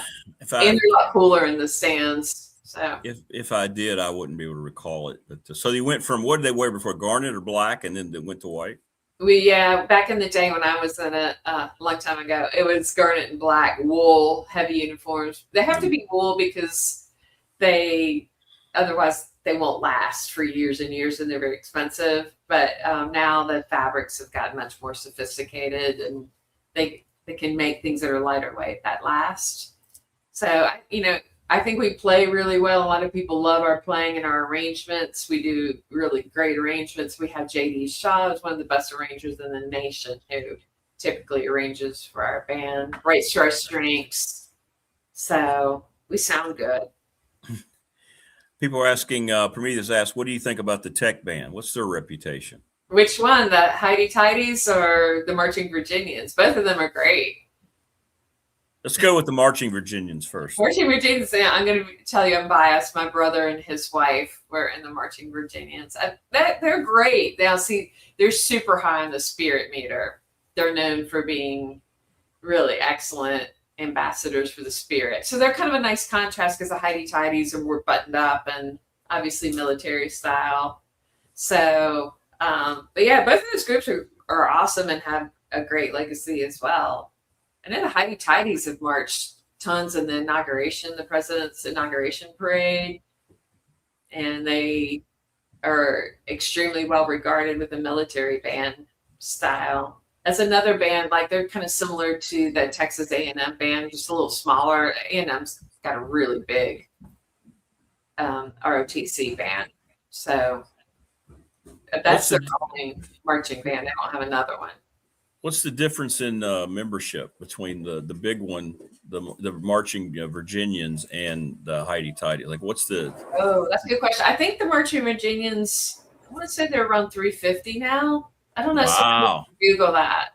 Wow. But the Heidi-Tidies, I'm going to guess. I have not seen them in a few years. I'm going to guess they're maybe around 100. I don't know. Somebody needs to look that up and post in the chat. So do your white band uniforms at least have the garnet and black, trim? I mean, is it just They do, yeah. But a lot of it was necessary with the heat situation here, and that's why it really needed to happen. I mean, it's pretty brutal. Thankfully now we have athletic trainers with the band who will regularly go around and check the temperature of our students and stuff. I mean, it is brutal, and where they sit in the stands is directly underneath the sun for our noon kicks, and it's awful. I have sat with them, and I mean, you're just baking and roasting in the sun. So I'm pleased for their safety. It was really necessary for them to not be in just sheer garnet black. Prometheus is right. Correct. South Carolina can wear all the black they want. It's one of their school colors. Jen, what's the South Carolina official colors? Gamecock garnet and black. Wow, look at that. It's part Which of your I'm wearing school colors. today. Exactly. You got garnet black on. Look at you. For my recruitment. What's Virginia Tech's official colors? Chicago maroon and burnt orange. Yay, nothing to do with black. No, but they wear it all the time. As Tennessee, not black, but they definitely pull out the black uniform. Oh, I know. And the gray. Oh, yeah, that too. They tried to sell the gray. They tried to sell the gray on the Smoky Mountains. What does that have to do with? Just know you're trying to get. Just stop. It's just marketing. It's just marketing. Marketing stuff. What's your favorite South Carolina uniform? Because I know mine. Probably garnet jersey, black pants. I like the white pants when you got the stripe. You had the garnet. Oh, that's cute too. The garnet and the black stripe down the side. I mean, honestly, I've loved all of them. There have only been a few exceptions. We also did a gray uniform that was a shout out to the military. We have the Army base here in Columbia, Fort Jackson. That's right. There was tie-ins to that to honor Fort Jackson and stuff. That was cool. Like the concept was cool. It's just visually, I didn't really like the gray as much, but I appreciate the concept and the reason. Yeah. Now that's different. Yeah, when you're honoring the military, that's different. Yeah. That was probably my least favorite, but still, again, a good reason. I don't like monochrome dark colors on the same. Yeah, I know you don't like it when we were the all black because I don't like any of that. No matter what school it is, all garnet, all black, all maroon, all orange, all blue, all gray. I don't. Mix it up, man. Well, like when they do that here, it's a shout out to Joe Morrison era because we were called Black Death and all that, and they had the solid black. So there's some history to that, but I can understand again visually why you wouldn't dig it. Yeah, I don't like that. Sure, it's different when you're talking about road uniforms because white on white has been traditionally what teams have worn for the most part. That's different, but you shouldn't have all monochrome. It just looks so high school. Well, when we do the all white, I kind of dig it. They call it the stormtrooper look. I don't like the white helmet. No, I don't mean like that. I want your maroon. Your garnet helmet with the white. Like Thank you for the correction, the garnet. That looks good. That looks good. Yeah, garnet. I almost said maroon. I know. Don't do that. It's all right. I won't be invited back into the pad if I start calling it maroon. Yes, thank you for being properly respectful. So when are you done recruiting now? No. We're in high gear. What happens now is all the people from the north are down in South Carolina because it's their high school spring break up north. And so all of them will come to South Carolina and all of our tours fill up. Everything gets full. And the northern people just say, you know what, we're coming anyway. We don't care if the tours are full, and they just come anyway. Because culturally that's what they do. And then they just show up and our building is like, hey, I need to talk to somebody. Hey, we're here. Show us. All day long, that's what happens. We have the flow of the people we know are coming who did show us stuff. Yeah. And then the other people are like, I was going down to Myrtle Beach and I tried to register and there was no space. So here I am. Can you meet with me for an hour? So that happens a lot. And we're juggling right now high school juniors who are visiting often in situations like I just described, and our seniors who we are trying to recruit right now. And then you're going on vacation for a while. Well, May 1st is my lock day, my signing day. Then mid-May, I'm going back to Las Vegas. So we'll have to figure out what we're going to do. I guess I could try to do the show again like I did that one time. Oh, no, it would have to be on my phone, though. That's fine. As long as you're showing us sights and sounds of it, people will love that. I'll probably still be in my cocktail dress. That's okay. That's okay. I don't know. We'll see if we can make it work. But the next 2 weekends, I'm going to be in Richmond after today. So the next 2 shows, I'll be in Richmond, but I should be able to do the show, doing recruitment stuff for one of them. And one of them's a friend is getting married. Well, you can throw some recruits on. Maybe we can help. Maybe we can help a little bit. That would be fun. Yeah. Huh? Maybe that could be like an enticement. I'm getting ideas. Like maybe. Just saying. There are going to be a few students there who I'm trying to wrap up. So maybe can I say like, hey, if you agree to do this, you want to come on this show with me? And jump on. Yeah, absolutely. You can just jump right on with you when you're on. Absolutely. Okay. Yeah. I might do that. We don't have a lot to work with, so that could help. So yesterday I got the full March report about the show, right, in the channel from YouTube. Mm-hmm. And you're a major part of it, but you know how many views the channel got for the month of March? I don't even have a guess. 145,000. How about that? Wow. Yeah. So, do you feel like the majority of people are watching it after the fact, after it's out there? Yeah, I think I'd say it's probably 65%, 70% of people are going back and watching. They go back later or they put it on. So yes, that's what I get that information too. So yeah. Okay. But I was pretty proud of that. So I know with myself, like it's hard for me in the morning to block out the whole time shift, but I do frequently put it on while I'm working on some other stuff at work and that. So in other words, you try to keep me close as possible. I do. I like to feel close to you. I like to know what you're talking about. But I was pretty proud of that. That's good. But well, congratulations. This is all because of you and your get it started to build that whole space in your basement and get it all ready. Not me. It's because of folks like you. It's the guests. It's the people the chat. It's everybody else, the sponsors. I'm just here. I just make sure I turn the power on every day. That's all I do. Like I know Mike Ashley and I together, we would just, if you weren't doing this, we'd be like, okay, well, we'll just sleep in a little bit. We're not nearly as motivated as you are. So really, bye. You're the one doing the work. We'll watch it later.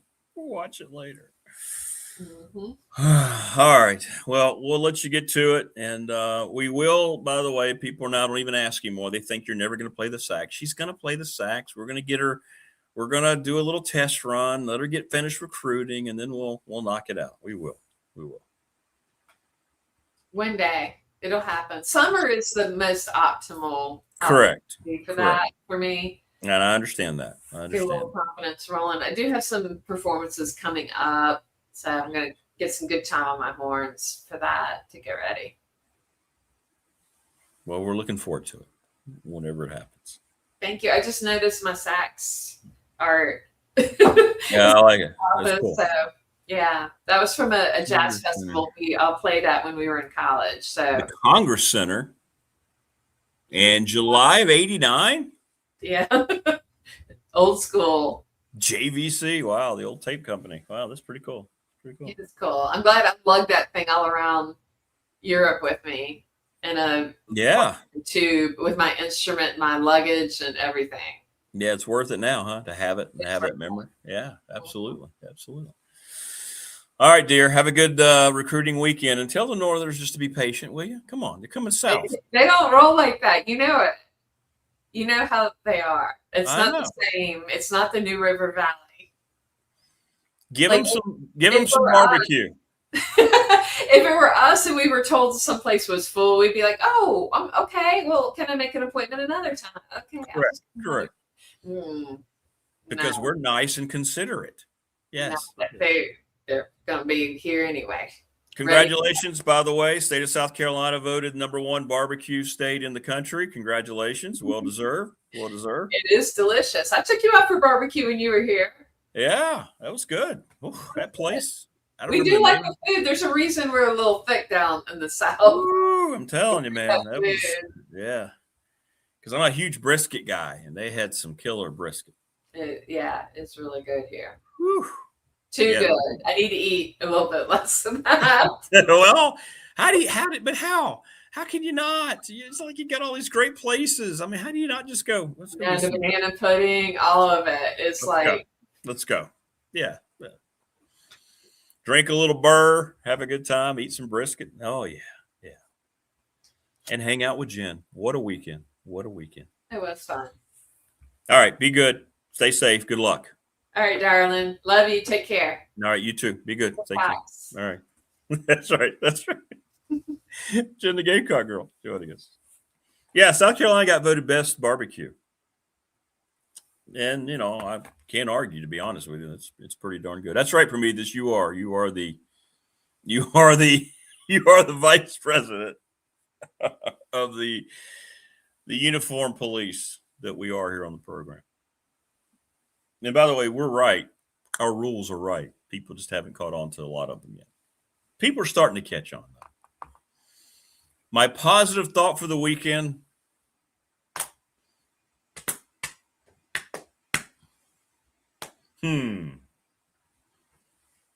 My positive thought for the weekend is embrace the warm weather. Realize that now we're coming out of, I believe, finally, let me check. Yeah, we got 70s and 80s coming up. I think we're finally out of it now that we're in the second week of April. Cold weather is now behind us. Vacation time is going to be coming soon. So that's my positive thought. Enjoy the Masters. You got I didn't watch any. I got to be honest. I didn't watch a shot yesterday after I went on this proclamation. But yeah, I was feeling really bad. I don't feel good today either, but I felt really bad yesterday. I'm going to try to go in this morning, though. See how I do. Please subscribe, like, and share the channel. I'm thankful for all of you every day that we come in here and do this. It's amazing to me that it's amazing when I get that report and see that many people have watched. It just blows my mind. But it's awesome. We have fun. We try to be honest. We welcome all opinions. We don't hold anything against anybody. We try to tell you things that are true, keep you updated on things. You make it topical. It's your show. It's not mine. promote our wonderful sponsors. Couldn't do it without them. So I appreciate all of it. It all kind of goes hand in hand.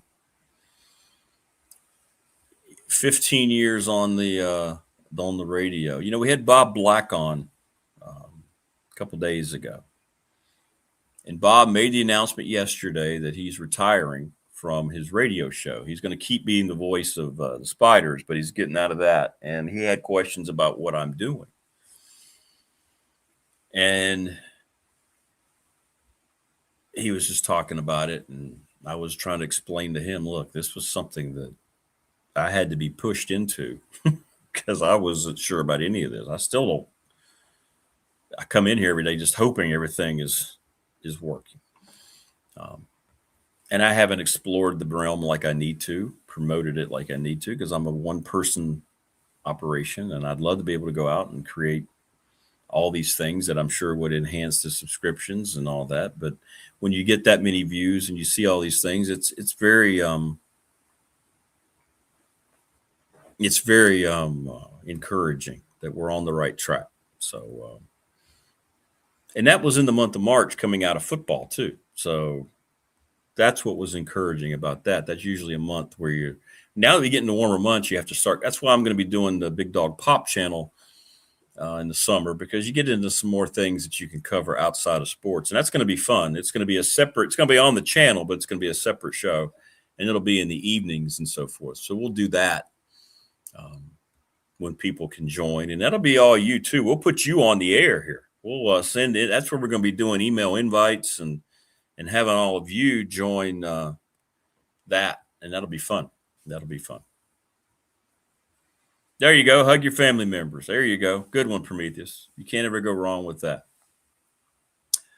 But thanks to everybody who contributed, and everybody stay safe, first and foremost. Good vibes. Be nice to one another, right? There's not enough of that in the world. It sounds so simple, but yet it happens so infrequently. And we'll see you on Monday here on the program. Take care, everybody. Have a great